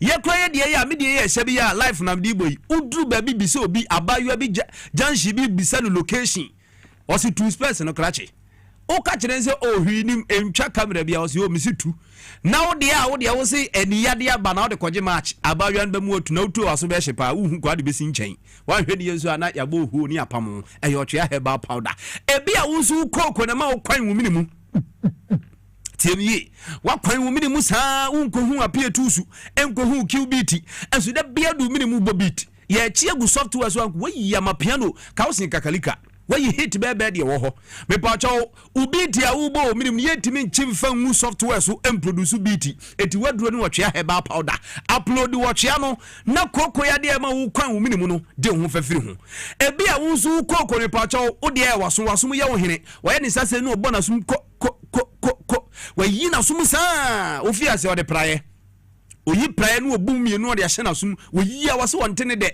firo no okọ akokọ takra so watum kokota klasa ama nkukwe wo areas wo nyina obi ahu na no mu dwane me pacha wo free akokota klasa wo se no so enye ne de opanoma takra buru bede wadi anoma takra yi na sumu sa seze opotai on tai ya to first gwana visi entombiem nanso no nkwante eze tai kra ya short e market watota ya kunum ha sa tunuma takra sa yi na sumu sa seze no man na pampam eno musu na pampam nyina ya apa me pacho onya ochia heba pada ni binu akoko ya de ntema wuyi wasum no obede hu de afiri ho wansan fan so ha afo so opeyi wasum wadi wasum yi na sum saa ma yifitade nyina tete aka na sum oho ubu wasum ububu nu agu wasum e ochia heba pada nya binum koko ya de na ema wuyi wasum no bede ho e de afi ho e bia wo ye oba koko na fifiri wadim da bia wuchi makeup wachi makeup sa da obepia wapepa makeup ni ebisa ne se na ho ani ayochia heba powder nya bi nanom ebia wonsu koko ne ba wo yam etabum kunkungungurum on kan seso clock news esu da bia wote new jingle e wode yam otena trust mu a emu aye din ka ni ko smooth no obate kururu e wotrotro dim me pa cho nyochia heba powder ni bi nom na koko ya de anti a ema wo yam etabum no de ho ne fafiri ho oyo ba tie mi ye 821 oyo batie me be ma na numbi ma aye ni ntini mu adwuma ma sisie ni timi koba etu yo ba wa fichirikom hawo wa fichiriko no ensisi su ye obu yakoba 3 months 6 months 4 months chese na fichiriko ne ma obu onso ha eba tutu sisi oyo ba na sa onso wa fichiriko ne duru ha onso kamu twadwadwo ma area sinyina obi ate wonka me pa cho yo chia heba powder de ntia me si ema no 2-in-1 no me pa cho enie esa wa fichirikom hawo ama no na esa so chewa tenkan so de ba ulibido obabu na tenkan nyina wu oba na tenkan wu de oni ni ko hia wo mpamu a obere pa esa ne se enko ba de enko se enko tumi usor mu a o make sounds bi ni chese gestures bi na nke mutimi ye de no usori mu a esa ne se na tenkan nyina wu ntinu asom na no wasi hey nyame apatana dade ne bua sansu afu aka ho a wonko soja trainee da esu usori mu no ka hey ubete ya ho ɔsɛ ahoya mepacho yo chia herbal powder wunya binom a oba wafichiru kom ha esade ama no na eche watenka nso ede aba na afi watenka ne ba be ma nanum bi masisiere timi koba mukasi ani a eyo janko a esane se eja wo yi etua ochia herbal powder nim ededa etineja na hyewa ya na obe de ade a obeba eduen sei na te enya nwono ana mepacho empege nso da bi enye se bia wo nnum na de kwadwuma bia to trust man out kemu afi na ope bia akoye hu ye da bi empege wo ena enya nwono maka kiro se Ghana for se package ni kura ni ku omo no eti wotwea fom se yenum wo so pa na ena no ado bi hu mi no se otwea ba menya ne ntie se otwea ba pada no nnum e ma obe ma ye kese nam se enya no kure nemum se koko ya de na ma obe ma na twum aye lengelenge dia ene mpacho wadu ni onwumtuni ni kan wo se nya sa na nyame bowo na lengelenge we are remis every here na se koko na ma na basa unya binum ebesa wo koko na ma na twu be ma no nsu apie na wo je match no watumi age afili ni ye box ni nie pharmacy shop ni herbal shop bia me pacho bowura ho udru ho a wo se ma box no enko ne nkoto ba ku se emwa wo tini kona akoto baako anam yenu sei emwa wo yeyi di baako sei 10 Ghana cedis pe bia beko bia ebu ane bi omne kakra to so nti ga box na 500 Ghana cedis but akosra 600 baby e to aduro Ghana fana baby a herbal shop pharmacy shop Ghana fana baby a aduro so chia herbal powder na yema box e shem baako duonum 50 untimi a osiye nchem fama 25 Jennifer ko usisi yade be ma ntimi mu amwa adwuma yie oba usisi yade ma me usisi yade etumi ma wonko market no me pacho nya binom oba wafichiri komu hawo etutu sisi esanso ya oya eba no me pacho wadu ni ochia herbal powder odie ekoko a ochia herbal powder ma me nchiro ba bia obenya aduro ibi pharmacy shop ni herbal shop e bi e ben wo onsa betumi aka bi me pacho uwo nungwa still come pharmacy udu wa onsa betumi aka bi co store udu wa onsa betumi aka bi sanso ena educate pharmacy ewo Amasaman 3 junction educate pharmacy sanso ena Fidas pharmacy ewo Ablekuma Fanmok udu wa onsa ebetumi aka bi sanso na drug house of drugs ewo Ashaman Aboy City Bim City Ashama udu wa onsa ebetumi aka bi nena da bia me base na meka Aboy City na manka Shatter City Kolegona no mo yeni menya enti Kolegona patemba bia Shatter City house udu wa onsa ebetumi akabi ana afenso Tobinko pharmacy Nisi pharmacy onsa betumi akabi ana afa owuramu nso ewo Cream Bubune Madina Race Junction bia gas filling station wono onsa betumi akabi Fedimens ewo Kumase Garson pharmacy ewo Koforidia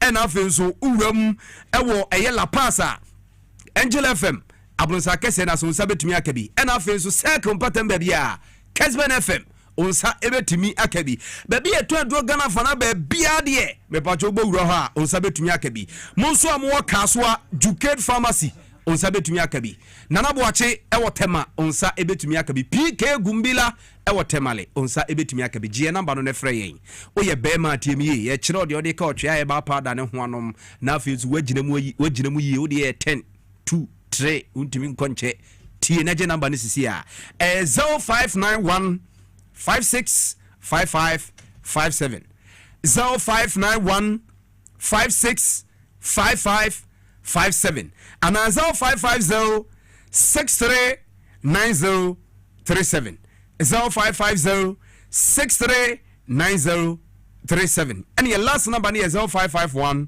228281 ochia herbal powder ejetua to intisijane sewa obeba.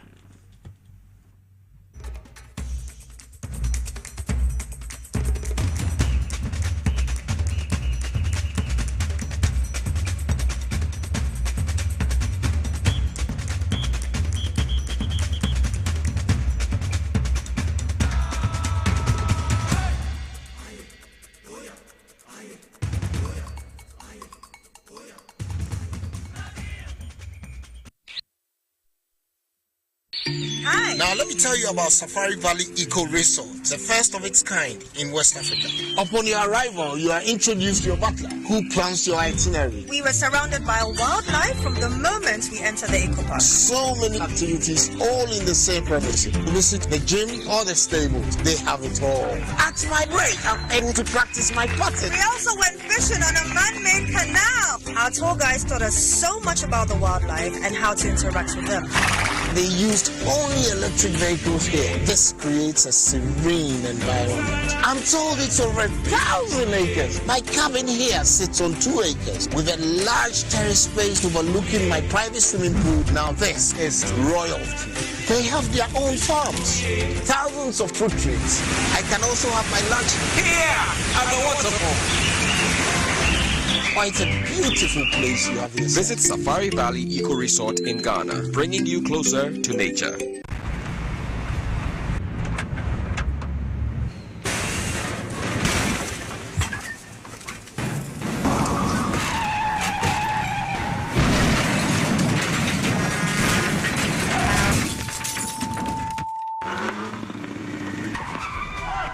Stay back and stay safe.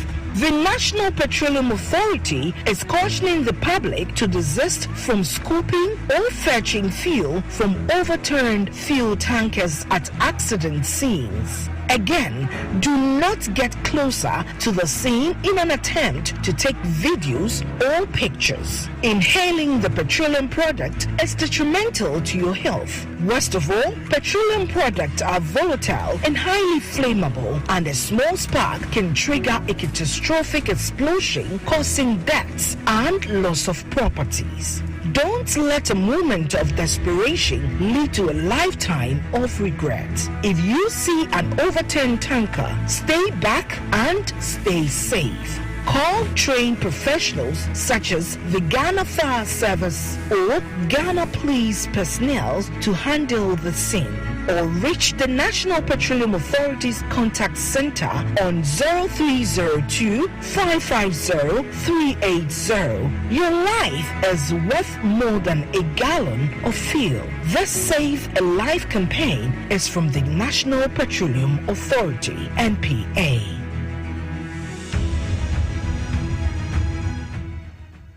Na ade na ya obayi a oda forma so ne yafunu emunumuni. Oh, Mr. Entry, also yare ya titi be benfie pi nanso ne yam nyo no da. Se me chew no ahodo amato a me hunu hwe a ebe ya nwanwa. Menyi ni se what ulcer tamfo hexa capsules any hexa mixture yanum bom kotia ulcer no bia ma no anom. Anka ne ho ato no dadaada. Ulcer dro de eno ne hexa capsules any hexa mixture. Akom ni nchiremu. Ulcer ye kura eto yafunu ene ensunumu. Etuma wo yafunu ekeka wa. Wogye wo ho a enyi. Ulcer etumi ema wo ye cheko ebra wadidi awie. So how eye ulcer de a compare hexa capsules any hexa mixture nanum bom na ho ebeto. Pedudu etu a ko okanshi drug lane Kumasi Dani Herbal Takradi AA Mensa Anafre 02038228855 Apefo abatanya woma won mofranofo ene mofra woni mfiedu mienu enka ho Haxa capsules ene ne mixture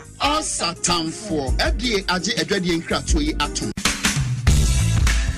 The serene environment fits into the goal of the school, which is simply to provide excellent educational foundation for your ward's development before they commence primary education. At first glance, clearly you will see why the school is called Hebron Hills International School, as the building stands tall overlooking town.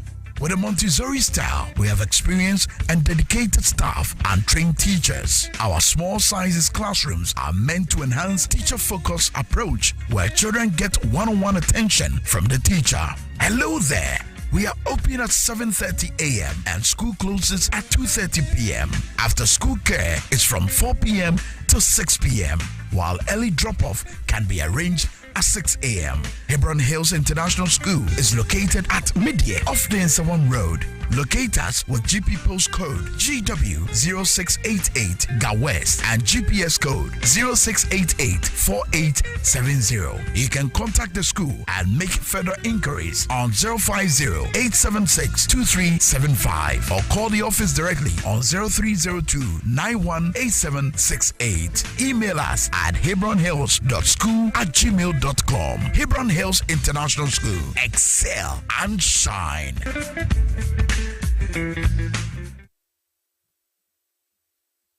Obrempong eye adwumada eboa eyam aduane eboa eyi nsa free ni peduanim na eboa woni pedua ma etena ho yi nanso wonim se niema a yedi na yenom timi ma brebo ye adwumaden sen pote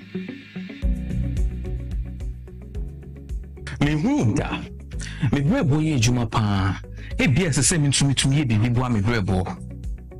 Annie, and nointing a what the left hit from the Moses Clinic, we have our center about herbal food supplement.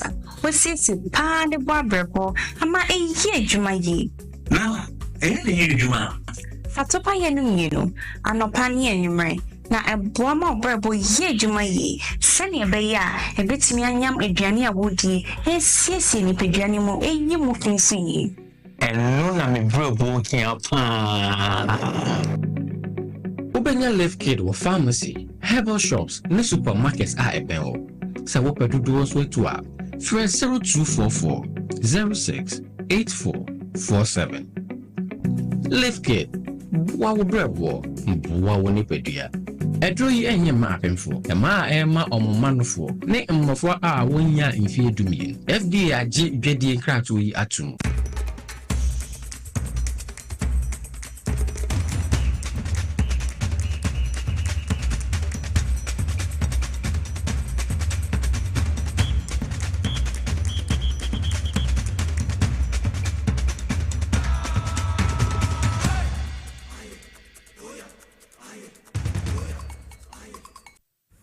Okay, we see Simon Akwaba build about TVSYZ. Yes, I will live. Our power 97.9 FM inside politics. Jumedi and then you mean Siabo Modern Year Sinkonya and Sema Hodwa. Echegu or mine Munana ye fasa konya so na yenina yesusu ho atragene na fe ya pempeni foa wo mo ti sansem ya se kwachire pa na o matimi de munchire mu esenefata ababe sumi fi sabre yankopem 6 pm be bo asan ye be sorry jimedi so bo modern se obe kan ye ho ko Facebook wa ye ho at 979 FM and at TVSYZ uko pm ewo YouTube aye XYZ broadcast na waje bra hwebi e de wadwenkyere ato ase wo merepem ne ye be bo so e de amama won so nsem a wo kan obi anwu sampa wo ka ho ana wo man gu so a e fa na ntema pa bi de efra mididi enke Obrempong yankopon nkyira mempreda sabre bia wo gebre na okaye ho ewo dwumadi so I mean, Kai was say, many Moses for Eddie Drobia by a friend and left kid. Najuma ye, and say, Olivano, a bebo by na bribia, what dear Sunday Fatano. Ediama Olivano said, Bay and Yani, Ko Moe, Bayam, Ne Union, Fidia Free, Nipedianum, na bribia, Nipedian, na brand, one demono, left kid, Juma Yeno, be our Udia.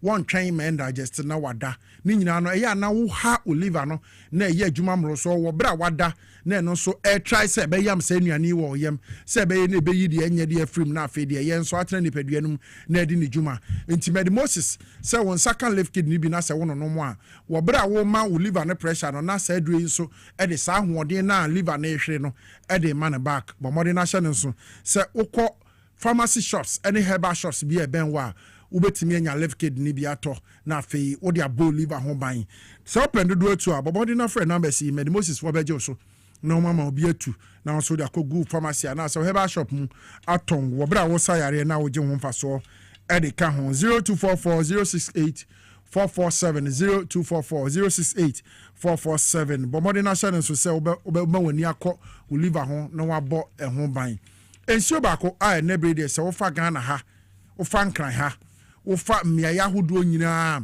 obi a ka ho asem ex natural mineral water edi entia ensuo ye kutenua ninu ahodo a ensuo bi ahia se nipa ebenom no watimi anya hoden enti woni abusuo no nyina fi na de kro mansu a wasemonom ex natural mineral water se be ye na yarewa bi ensem fata enkobo wo bra wo kɔ no munsuo bi asabi unim baby poti free edeba shenenso sa ubeye ye ubeye wedding ubeye party ubeye event bia no a ensu a obetimi dia serve wase mama wo mo ebebe bi na ni betimi age ex natural mineral water but modern na wonsan ka bi na enso abusiafo ni nyina nso so free number C wo bra wo pe bi atu na wato na emo wo pe bi ato a okọ ko mo benya bi ato minimat bi ebe wo available ha wonsa betimi aka bi wo free 059627 3546 059627 3546 ubenya bi anasa 059627 3547 059627 3547 na fe won satimi aka ex natural mineral water no eye simply natural na fe woni abusuafo nyina ayemu nsu amobenom no da abusama minka o se China Natural Herbal Hospital for Guswa 30 days o mutu si ho say yarewa hodo a etiti nipa ha nipa brabo no wo mo fa sa akonya yi so no ma ye emu nhwehwemu de ama nipa na wo bi a wo ma address na fata na afi wo de akosa yare na wo mo hyase on the 16th of March wo mo ba wie no bosomi ya ye on the 24th of April eguso koso ne ya me ne wo de ka sai nti se wo tebe nka afo ni kire China Natural Herbal Hospital na afei ehwehwemu a mo ba ba ye te se free therapy sessions and free health screening no ya de wa hodo bi te se blood sugar test ne blood pressure check nyina no wo mo yes ehwehwemu no afei stroke menstrual disorder fibroid bone problems, free acupressure, free physiotherapy, free flexology, free massage, and a free ultrasound screening for both male and female. One more year at the amount free surgery. Name ubedu China Natural Herbal Hospital. Wo card ube you for down 100 Ghana cedis. No wabo na fe. One more year surgery muni in area. Wo lab abe your major kakra na fe emo and so send fata se betimi to say award na se no. And also kakra bi okita no. One be ma se no ni bi.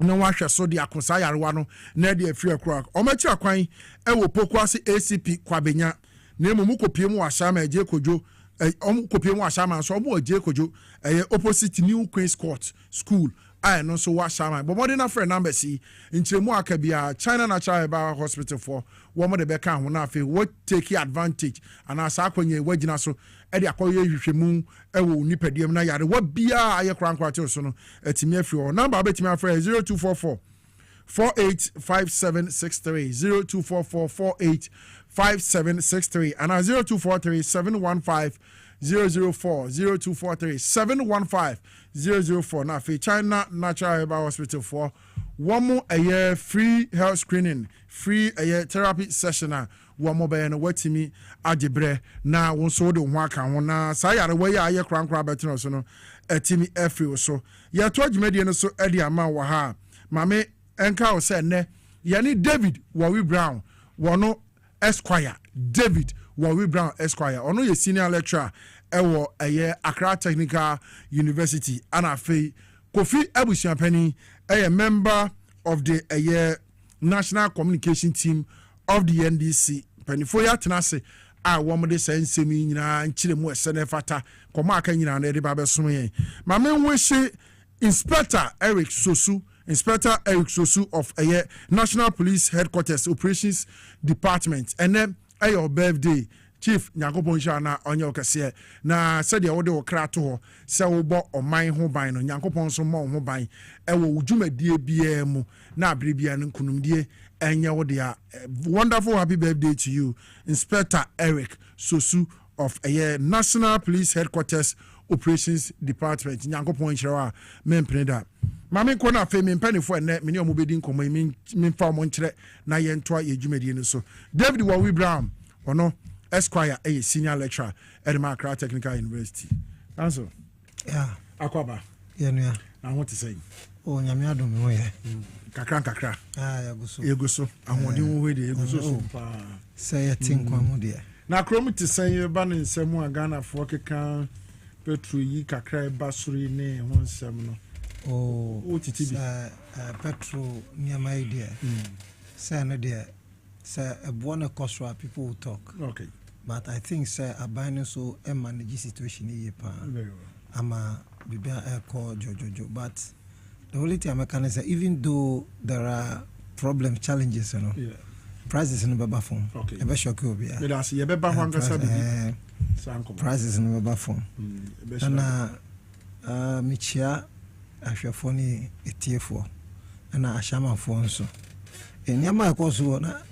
Uba sembisu emi say ebusu ampanyi so ete ebusa I want to say I say ochenhene say hospital bi a wo ni krum ho no o say lab 100 years in lab equipment in yama share enkanye say oyo himpa nkam I will insult him that be cancel to basi and kra na me no kan that be mesro na ninia etena konya so for 8 years sika no munya na nye asphalt no mudi si omukrom kwan enti hospital ne de omudwin say hospital na wo ho no because e bia do samre no omunya sika omudi ko abrochire akohwe akɔhwehwɛ ayare santi omudwin hospital no ho afi de say brother, God, hold my heart. Hey! Anya mama. Ebusia. Anya mama. 100 years. Anti yefane say NDC for yempe omo asem. Yefane say NDC government empe achim for asem. But me say MPP die. Kufo betena ade so 8 years. Want me anye akufo ado a ofi ho. Oyo di share of say kuro no mu. Ono chini timinya $5 million etimi di 5 million Ghana cedis etimi di ya the sponsor ni niema otimi celebrate. But hospital na wo nunu kuro mu a up to Emma Mahama betena de so ansa no hu say 100 years nie hospital no na agenda one man fa bi anko wa asem we mi dwen wa man hwe ya cancer person wa no they be se ma fancy ha me kan sem a obi be ka say mi mbu ade nti na me se fasi ya mama anyi bia mi enka me na mi ohi e wo mi krom a mi nua eyo omampani a maintenance emma hospital wo mi krom no yenti mi hwe yi ni ya ma emma hospital na enye juma me nkan chane say ombenya asphalt monja hospital hey not just some golf course bi wo mu krom ho no ono enya galamse niemu na omu bobo ayetimi tu galamse yesi e wo ni feature na baby oni ni krom no na galamse zo at the hospital no wandwen nini amu akwata nya ni sika oil road minister no omu sika ni bi omo timi hospital road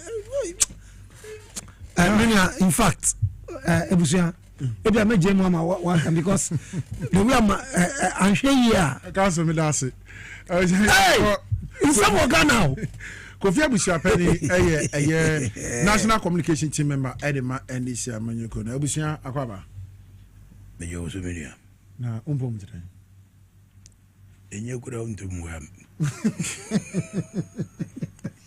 but o nyare me nyare beti aboba na media we no kai o te enye kura untum wa de media acha be ho me je di se wonso wuye me chia cancer wonso na ahwafo nyina na sadia okano onze yi asebu amanfi bo nwombi o se kanewu na nsemfo yehi nsembi wo a na akoye se dua batabo na nitwa ayetwana na tise wo fa se nantinkuru se umia na dendenden a eye ne yawo wa mia nso a ne nan nitwa achimebu akwa hena asem okai mi medi ne wo yawo papa because emiribi okachire yen wo Ghana ase obi obi criticize na na kufu ado bia no no yo befo I know you crossing sa fia shenema tino osia chire hina o sa bang numra no me yeche bi osa enyo no na Mahama koka wo mu ase mo ye de organizing crofo ye demonstration against Mahama enyo no yati enne achimebu akwa hene oche hene ayebude achimebu akwa hene amuetia ofo de penny wa ma yati ase wo Ghana say apart from Mahama any NDC amayoku obi eni obi to be develop Ghana including Achim Samum yes that is the implication that's what it implies anything one can we kufa do mercy be onimuso to ekufa do to be nye okay so said it okay onimse ekufa do to be nye onimse president kufu to be nye if he said John Mahama eno koma Achim ebuakwa ene environment nsu potable water that water project yes John Mahama first time eno de ba wo into wonim say John Mahama de oka obeye oyempum to hene na de ba ko a you can never take it away from him. Inti achim ebuakwa here. Mwetia nana I'm waiting for the penning. Good nana. Me bomi mu asema o. Me di need ma o say but what may I say apart from NDC and John Mahama, nobody can develop Ghana, including Achim land. Yeah, that was it. Because you know, Mame Femfi Ekufuado Papaso. Hospital need 100 years in Fe Oha. Yes. In Frisia, Sani Ebekan. In Frisia Oha. 100 years. Ekufuado Papa be a ceremonial president for 2 solid years. Papa need to be and provide hospital amawong. He couldn't. That's what he's telling us. Ekufuado Papa Echin. And Anane Ekufuado Ankasa be MP for 12 years. From 96. Buakwa. Chimwe Buakwa. Now hospital no ho. When to be and provide any facilities be there's no record for provided. Ovi no Ekufuado weti and attach ya. Ayo chini ya buakwani. Enkalupo no so di. Onu so be di for 16 years. MP. Common fund then they attach him to be and faba ukra. Minister works and housing. Ekufuado be substantive ministerial cabinet ministerial appointment 2 unya foreign affairs and unya attorney general. Foreign affairs one who few no just showing few office open ujatum Ekufuado. And which Ekufuado be a president for 8 solid years. It was during that time na oche say obi biara obeka say tie Ekufuado bia mengu no onukura sini onfia hyenema oye benfu sa Mikai ne tese Ekufuado ye nwuma pa obo modern so ba bedini 20 years or so 25th anniversary okoje sika abang na man sika so onfa nwie aduanua na onim say hospitals ni in facilities be say nua no dua na way result the way oje another 15 billion so the BCC kuro no ma pra I don't so way why you we in chi mama mi so hene osajefo amwetia for the payne na me bo mi asema inti ni otumfu ye we Santo region o ana no nte ebusia mi ntwa mama mi nka obaako Akufuado president for 8 years no na ni nua na finance minister obi also release sika onu so fio onu no tiska ne so also release sika Ofiwobi mutumi magabi ochire da kun etumi ehun akosi mini stadium e wa chimo buakwa e di stadium na to no ya ne maame saman omukoye tiles tarazo tiles e wo esie ukai unim awa mayimu nti nana otumfo tikumase Ashanti region anu hu say na Ekufuado ntumi mesiesie yes nti onu ankasa ye lala sulala eno de koye renovation ya de ho nana achimfu abidi ade aye kan ya gabi kachire ye nse gabi ochire da ku o se nene nam de won ko school pa asomo kachire ye nen o se won ne no fori atad o se won anwan o de won ko school to won abobew iti na to be nyala sulala emfa de si o apili to achemfo ya ewa kwantum ohene de nkasa ne mai na woye say the otumfo ye sa ohene de nkania woye ne you appeal to your over one say your subjects omo outside na nka wapa wonche say me hospital no abanga ye bi na wantumi inti bomra meboa me na memfanye eyi se memfanye say memfanye niku memfanye we memfanye na no obi ehu say ohina opompuntu na opese o man koso enyemra unua abeye finance minister 7 years wa odeshi na obo ngechi dom na obi fufura aba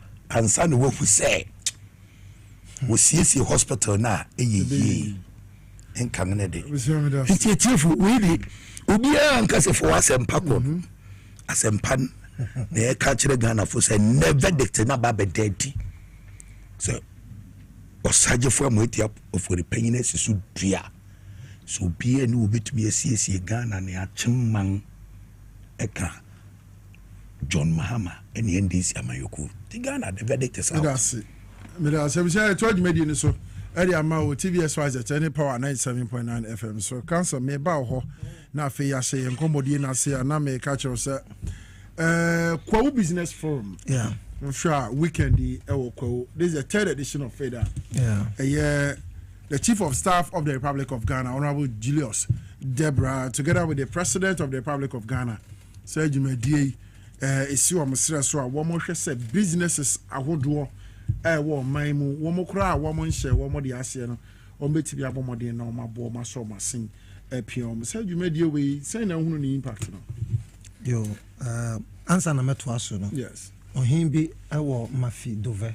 Okay. Efrɛ tɔgbe sakleka the 4th michiano. Good. Ɔhwɛ ɔsɛn mi message sɛ ɔhwɛ mi mi kɔ village no ohun mi no say mi ta hwɛ ɔpa. And I'm promising say anytime I am studio no on send me channel. Very good. And why you into me channel? To be mato bana masiama mafito kata mola doji. Minia. Yes. As for Kwahu Business Forum now we can wasem no. Make say it's a very good project. Okay.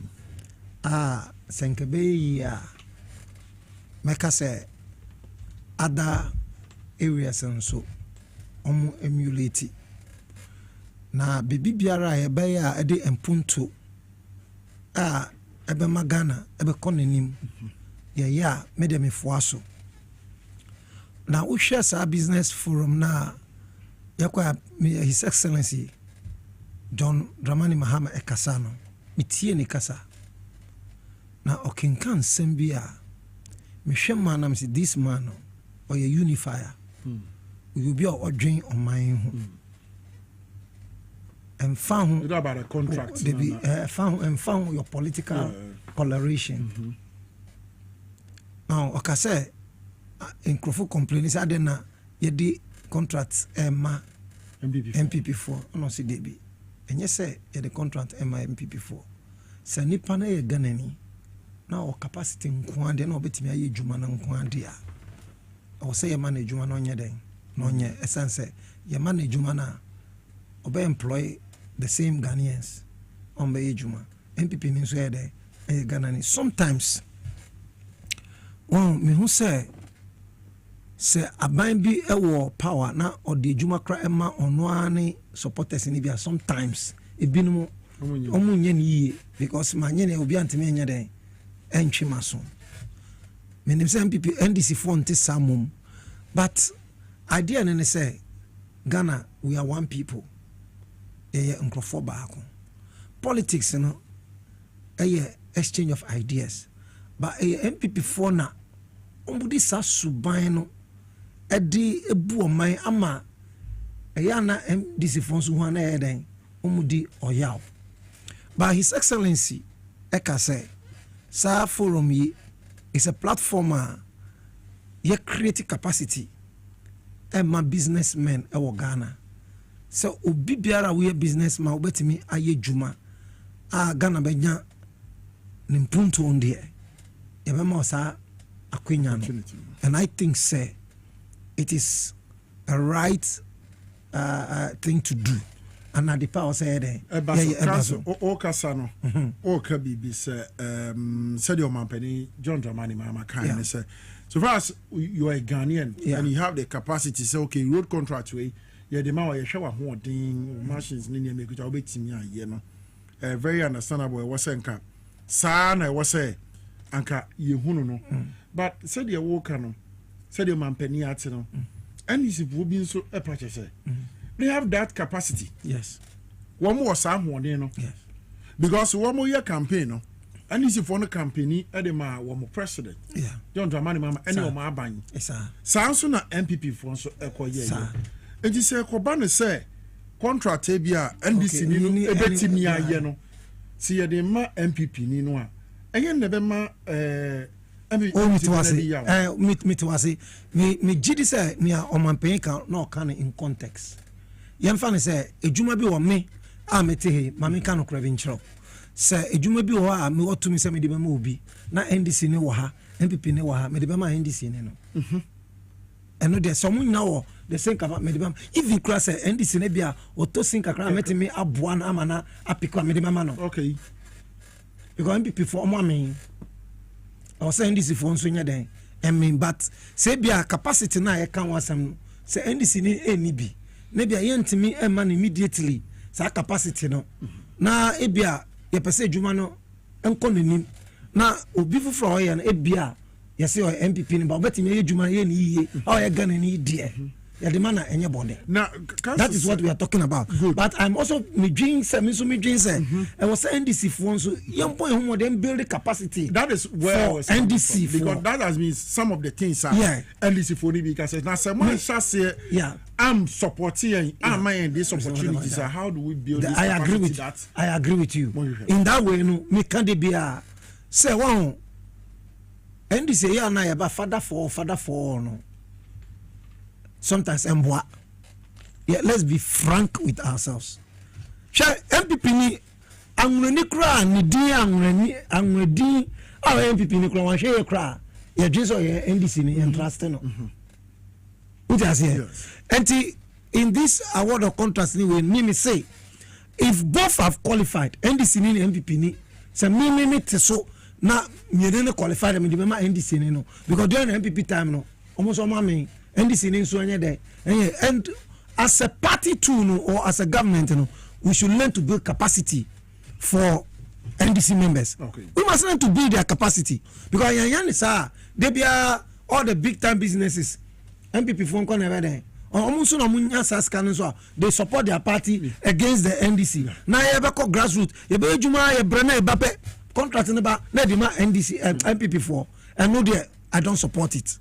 But what I'm saying is say ebia mo hwehwe say MPP ni nso betimi aye na ebia ono na sa particular job ono na what sa capacity na ya the man and this MPP ni na is better than giving it to an outsider on your Ghana ni in that context there. So somebody be outsider there you farmer Ghana ni he should stay in the country because MPP ni scanner or definitely or employer NDC ni bin so but say pa say we no say Kenny Kendia I think we should also think of our own. And that is what NDC we have not done. We have not deliberately done. Engineers and planners. This man has employed both NDC and MPP working for Ghana very well. Sure. But MPP Tasha no.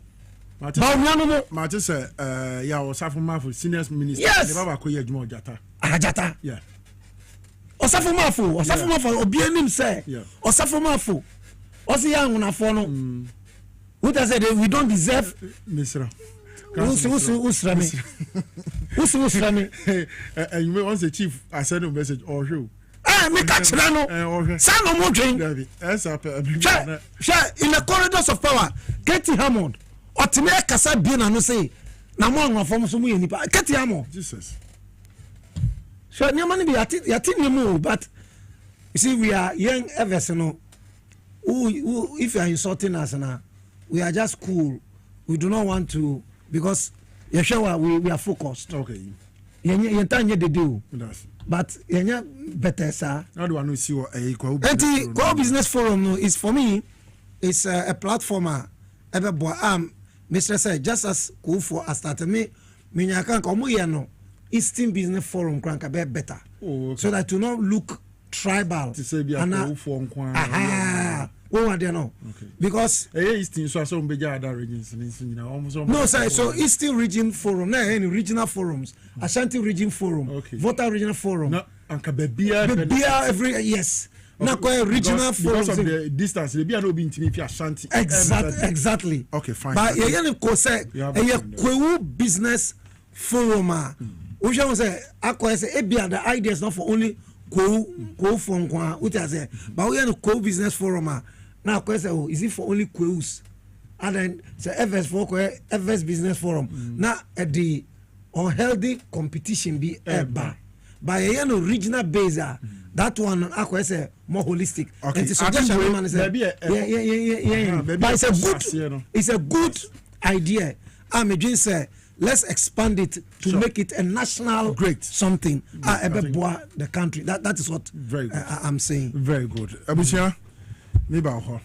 na yeni common fa Kwahu business forum ni impact in make the third edition and okay the last time I walk away bi no I think the second edition there was this gentleman na ohia 450,000 Ghana cedis there in the business and okasa we are no ADB for so na sene so we be say sika no looking at the impact in making it so far o hwe wi mu nkomo ekofa ho na how do you see Kwahu business for you that be able inchia etiefobi na ba ko nde na ye mogu yen papa Ibrahim Kumsen okay Federation of Labor yeah general secretary also osheyen na omaya if we official embreki de bia me ba bichia na be fe de meka ye nua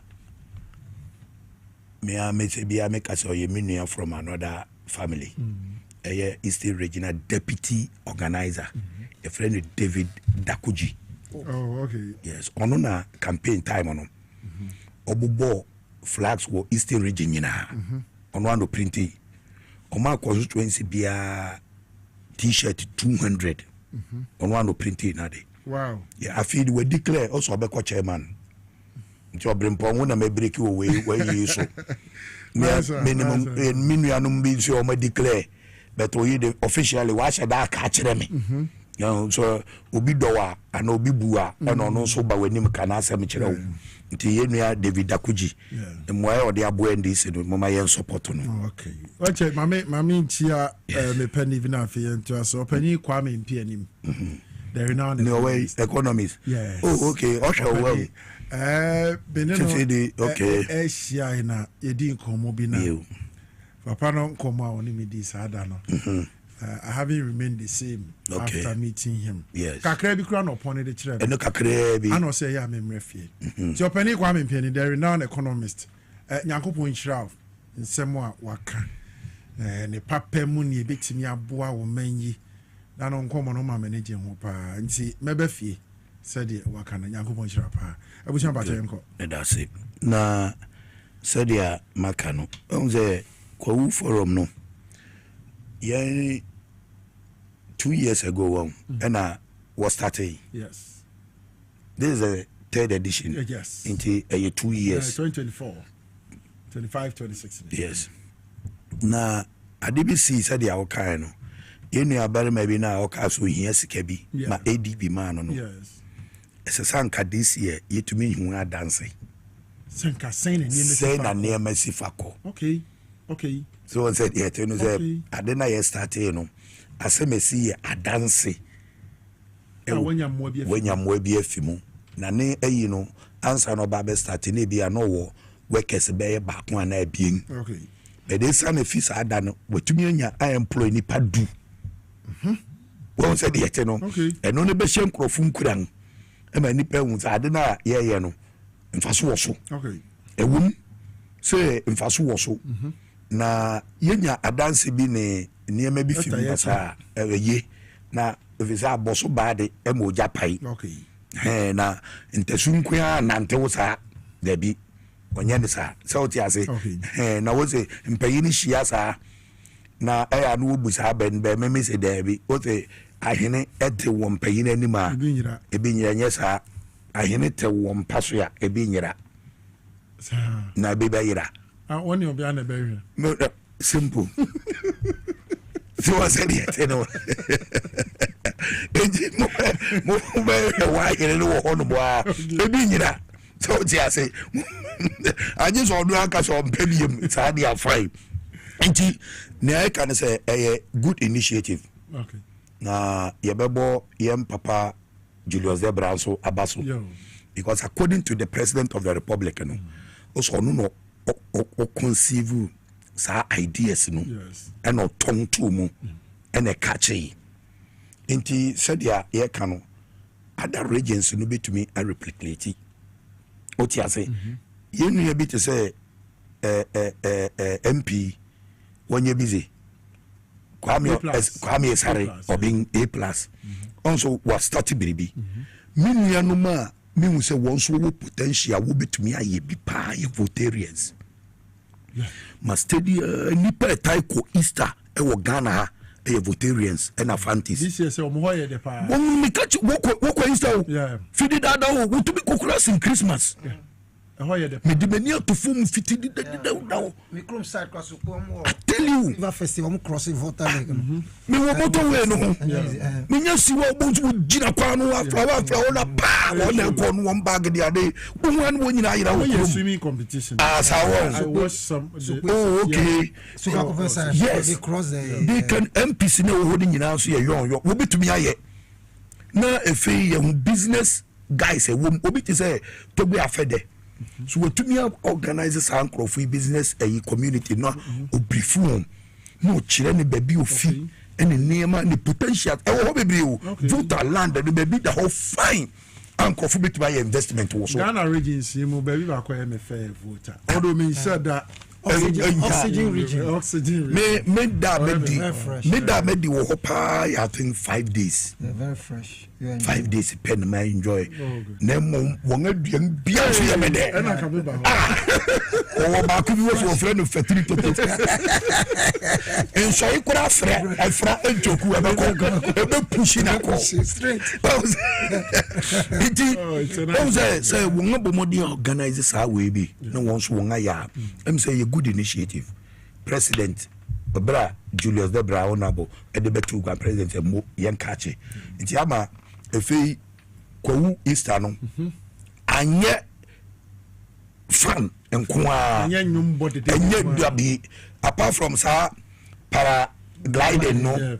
Na nkrofo be no se no business aspect nso yenko tapo knowledge e we yenkrofo no obi wo kura na ofuru say ni business o ye no e yensu ya anka no anen betu Kwahu business forum no ema otumi link up expand sa otumi nyane nyonko bi nso ema otumi partner no e ka se uchale wadi ye ne se ka ho anka be ye nsaka nsu no ha sa otumi di ideas kura ma no e bi on ne joint partnership but we be brainstorming MWise expansion if you ade ba ko ye hu wo mu ne se bo ma tiefo ye nka ne yensi so na ye mo mampeni abaso biem ene honorable Julius Zebra said na Kufuor do teso mfia wotwe we invite Mahama e wo BPM da 8 years ni 8 years wan ko baby omoma nye forum bi o ma nye party bi say president former president bra then Mama wow. Yes and Mama this is the second time I mean e wo Kwahu president Kufuor e wo honko Mama e to nsafre no mo na to metina se bonkobo and IEC Easter year sense last year see of freno anyway you state e bia Mama e to nsafre na Kufuor ma ne ba what the year Mama ya de ama ne water bill kura no wonti aman ne workers and one wonti wonka this is how MPP and Nane Kufuor and Baumia treated former president Mama ne or your current president if you are person to them you tune if you Mama say two Mama bro what's a bro and so do just have no be no friend no say do you like this place and then baby otino no say why not I say why not me pay emu no tia ne staff saka but what to ni nyina ego you see a leader is a leader obi oye leader yesu no bia oye leader o ene yesu no bia o se me pay mo mfa mame okay eni nti sa na mo ntutu ya the Mama etumi etu na de boa say businesses ebitumi aflourish difference dey wo mu no Ghana for nyina hu okay you will be buyer ono de we meet business guys who obegu wo madwuma Kofi Amuaben UT Bank ogu na adwuma emu wo ko party ma Kofi Amuaben ko sawo yo sanka kire ni se sawo awasa no BNI fo mra onko yi na no papa nanu Prince Kofi Axim osi wo ko party o na nani agye no ko sawo keke just wa sawo ye de sase ofi wa BNI friend no ekwa ise dey to no asawo na o sawo na se ne dey I don't know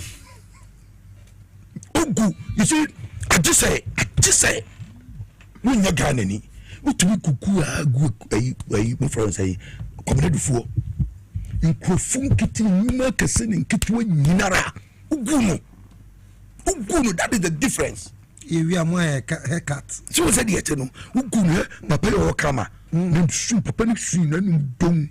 Or say 1,000 cities could win ya, or Kansas within 6 months a week, or the yow a week.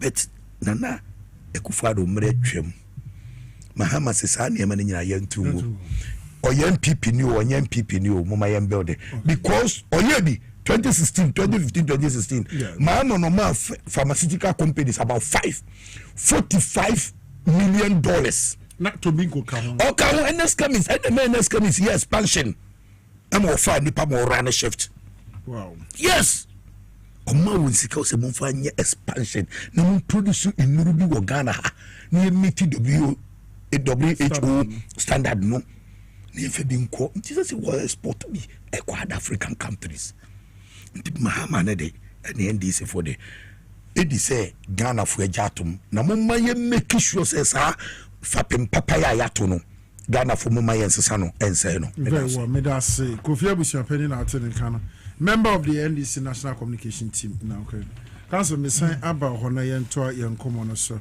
the minority in Parliament were more about the class say Sabri dear. His Excellency the President John Dramani Mahama any NDC for Kwanya woman fast or woman can anti-LGBTQ plus bill ne 17 almost to see nka mampani betina asia ni NDC for betina asia na nka o ma sign ba be pem ne 1 year ni na chini wo mo pom san sha de na ye na da nche be ya ko mampani John Dramani Mahama any NDC for nyina no wo mo mpa Ghana for achew se wo mo de na da by se nka mo be ye LGBTQ plus no bill no mba be sign so be pem ne wo mo sign sense me den na wo kan de fa se enkanye studio na me wa amukasa asem we ankama kan so fan so they should make us think my engine akanzo se waka se no wa wut na so a wa members ni bi e kan no mo di bill ba akufo do so on sign mo di asem ya to Supreme Court just because mo fu asonti for almost 11 months one sign ya ba ben mo sign nyama ye ba ye no ye si ye reset agenda ye nia ese ansa na ye ne den e fata enye sa na tie yes na ya ba ye si fine nsawam road enye we want to focus on that akwan na wo Ghana enye ye be say focus agenda one hospital na ye sha say be say sinkofo ewu nti ye be say focus on that yes ye be say focus on development ye wi ansa na ya look at what other social na ma moody pressure to your society and sign it.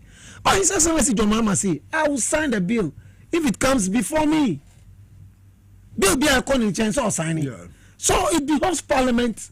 So then Nancy will sign 5 bills. Yes. One bill or sign who here. Minijie is a university for agriculture and is agriculture and engineering. In agriculture, where university be focusing on agriculture and engineering, yes, specifically for growth. Yeah, just anyama we want. Mama ba mu nisha mu ba kentino. Mu the anti-gay bill anyway. He will sign. It's not like Akufo-Addo and Co.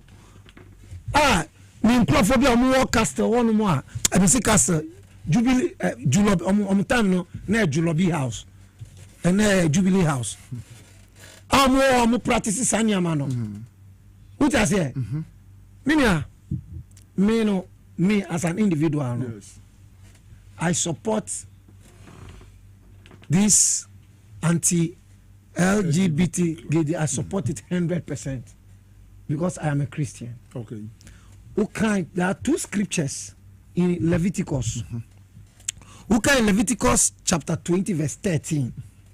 Or see, if a man will sleep with a man as he would have slept with a woman, no, it is an abomination. They should be put to death, and their blood guiltiness is upon them. And then now we are sacred now. Bible not Christopher. Bible say you should be killed. What Bible mean? I want you to Leviticus chapter 20 verse 13. Then the second one can Leviticus chapter 20 verse 13. Google na can. Now you can Leviticus chapter 18 verse 22. The same Leviticus 18:22. He says it's an abomination. Okay, we'll do 13. Okay, say the person they should be put to death. Now mu abrofo na mu titi wa. Mu so mu si polygamy a crime. Polygamy o. Bible mu kura no. There was polygamy. And if we a polygamy. Okay, so explanation be Leviticus 20:13 is a verse in the Hebrew Bible, Old Testament. Within the holiness code that prohibits male sexual intercourse, labeling it an abomination, and prescribing the death penalty. The death penalty for both participants. Wow. Now, can Leviticus 18:22, and who the Bible who said because death will count, who said, internet, they want to polish it. Can 18:22. Leviticus 18 it's a biblical verse from the Old Testament, often translated as "You shall not lie with a male as with a woman." A man should not lie with a man as he would have laid with a woman. It is an abomination. It is part of the holiness code in Leviticus 18, which outlines forbidden sexual practices for ancient Israelites, including incest and a year. Who can Leviticus 18 incest? A man should not sleep with his daughter. When you now and away our prohibitory. Who can clean? Yeah. And in some country, Uganda say the death penalty is there. Some countries have prohibited we are cool. Wow. Now more banana you are trying to we have indecent unnatural carnal knowledge. Okay. Your criminal act at 29. Yes. But it is not explaining now, it's not revealing like say anti-LGBT law and me this law I support it, and I even want the punishment is between 5 to 10 years. Me I even want the death penalty to be there. I think Bema Chewa. No, Barney will ban so yes, I was saying Yenyan death penalty. Have you ever seen a male dog meeting with a male dog before? What will be paying? No. Akuko Bema, have you seen? What will be there? What will be there? And a human being, Nipa Nyakupa boy, I want this so. Do you know what it means? I say in human rights. What is right? What is right? It is an offense to go through an exit. You know that? It is an offense to go through an exit. Okay. Sabi. Through is not an exit. Yeah. For excreta. Yeah. So if you go through it, which is a for exit, it's not an offense. You see, we should not tolerate. Do you know what was happening? But the minority say my bad Ghana. Yeah, that almost said. John Mahama said, but the bill has gone back to Parliament. They are working on it, and he will sign it. And here, His Excellency Lincoln University for say they are not going to award him the honorary doctorate degree because he's against LGBT. You see. Thank God for someone like John Mahama. Me and Nkayemi interview now, I'll tell to hell with your A. You see, it's about time we have to speak clearly, vociferously against some of this nonsense so that these whites will leave us alone. So, Obama Ekware to Ewa Brecha, you see, polygamy is a crime. But Bema Daddy, I would say a human right. And they support it. And then Kwasasam. What is right about a man sleep with a man? It is said the minority need be say ma anka president any NDC for mumpa a Christo for any Ghana for United. But have we left power and have not signed the bill? What's the match? Yeah, just saying. We are thinking about better things to reset Ghana. That one will come. The president said if the law comes before me, I will sign. LGBTQ bill and yet better thing and I don't think that is better than establishing a university. Because we are checking it already. There's a law that is trying to stop it, but we want to make it more criminal. Okay. It is not better than trying to fix the agenda 111 projects now. MP for Eja 2 fixing agenda 111 is more important. E-schools now it is better to fix the e-schools so that we can continue with the free education. When we came, free education, free SHS, there were problems with it. We solved those problems. Those problems were more important than signing the LGBTQ plus law. They should give us a break. Okay. 24-hour economy is more important than signing the LGBTQ law. We are thinking. We want to solve the problems of Ghana. If they don't have anything to accuse the NDC of, they should shut up. But Ghanaians should be rest assured. It says LGBT plus, he will sign. He has said it. Right. And that's why they said they will not give him. He will sign. Okay. He's right. The president said, I'm ready to sign it. And see, President Kufuor might do things that I may not like. But one thing he said that I admire him for, he said,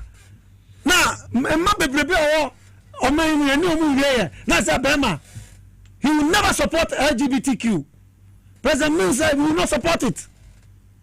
But President Akufo-Addo also signing on Supreme Court law anyway, just to thwart the signing of this thing.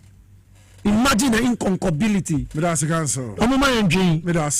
LGBT, I don't want us to even be discussing it. We want to talk about how 24-hour economy is working. We want to talk about the new university that we are establishing to deal with agriculture and technical know-how and things. We are thinking about how to construct the expressway from Accra to Kumasi. We are thinking of how we are expanding Buankra in the Ashanti region and all that. We are thinking about this Kwahu business for how we cannot rationalize things and make sure the businessmen can have business to expand.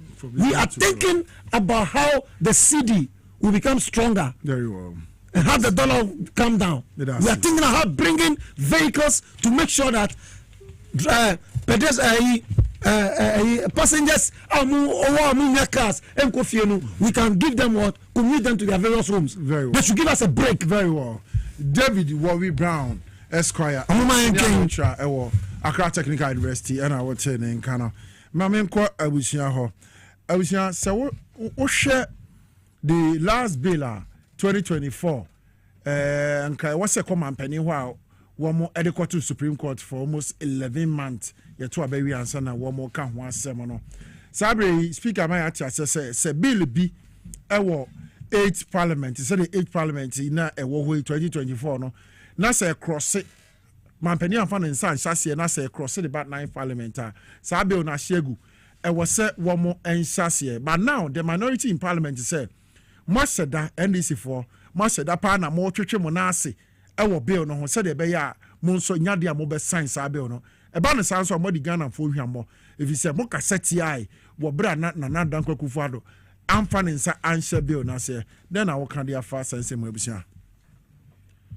On say abuya bia be ruwe buru a enye yawo.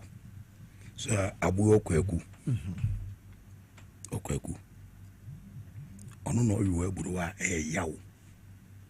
Onimini entia zani sashi aseka sa Kwaku susikenwa ne nsatise nipa ade monkey babu yeah ne nsatise nipa nsa ono so betimi ado osumu eye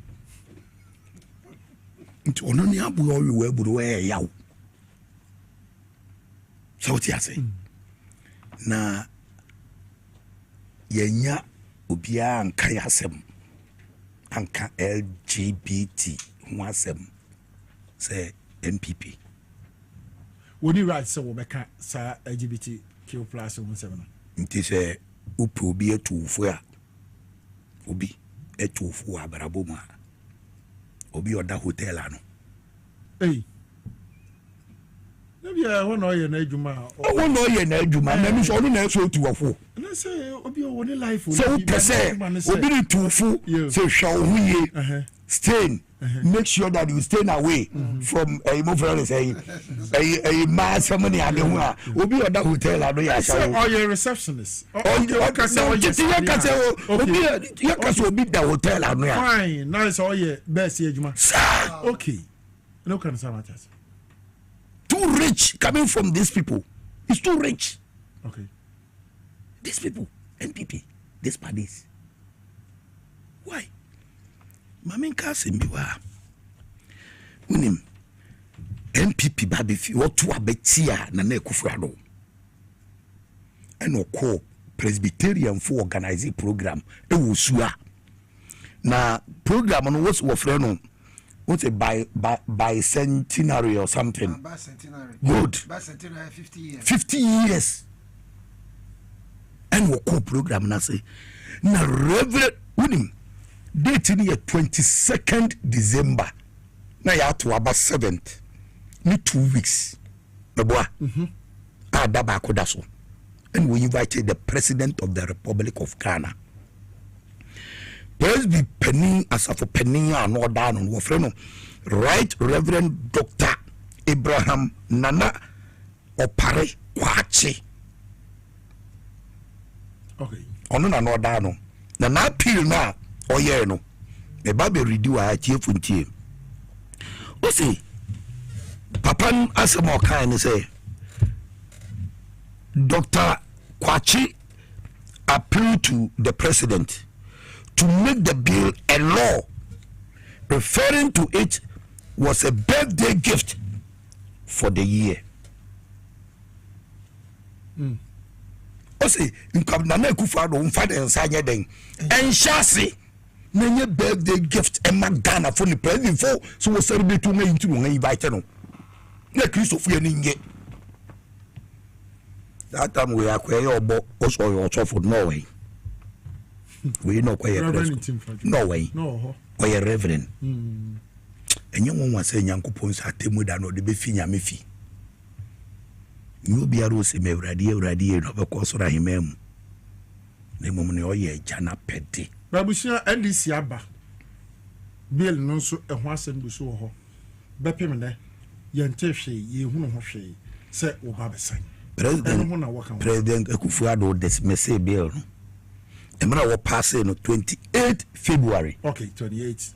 Okay, so that was the last day of February. Yes. 2024. And we were passing.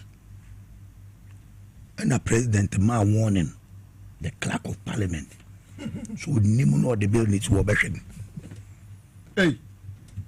So because you say father than Mahwa. What is the meaning? Na we in actually mirror so. Winning Ghana for Mumayenti. There's no way I also be doubting the integrity of John Dramani Mahama. I said, Biara John Mahama can opposition no, where execute be a manifesto. You COVID, whatever, the very school for Betia one cow, then beam. Tisabel no kwa aye. Not someone say, what can't I saw from paying a fool? Say, more.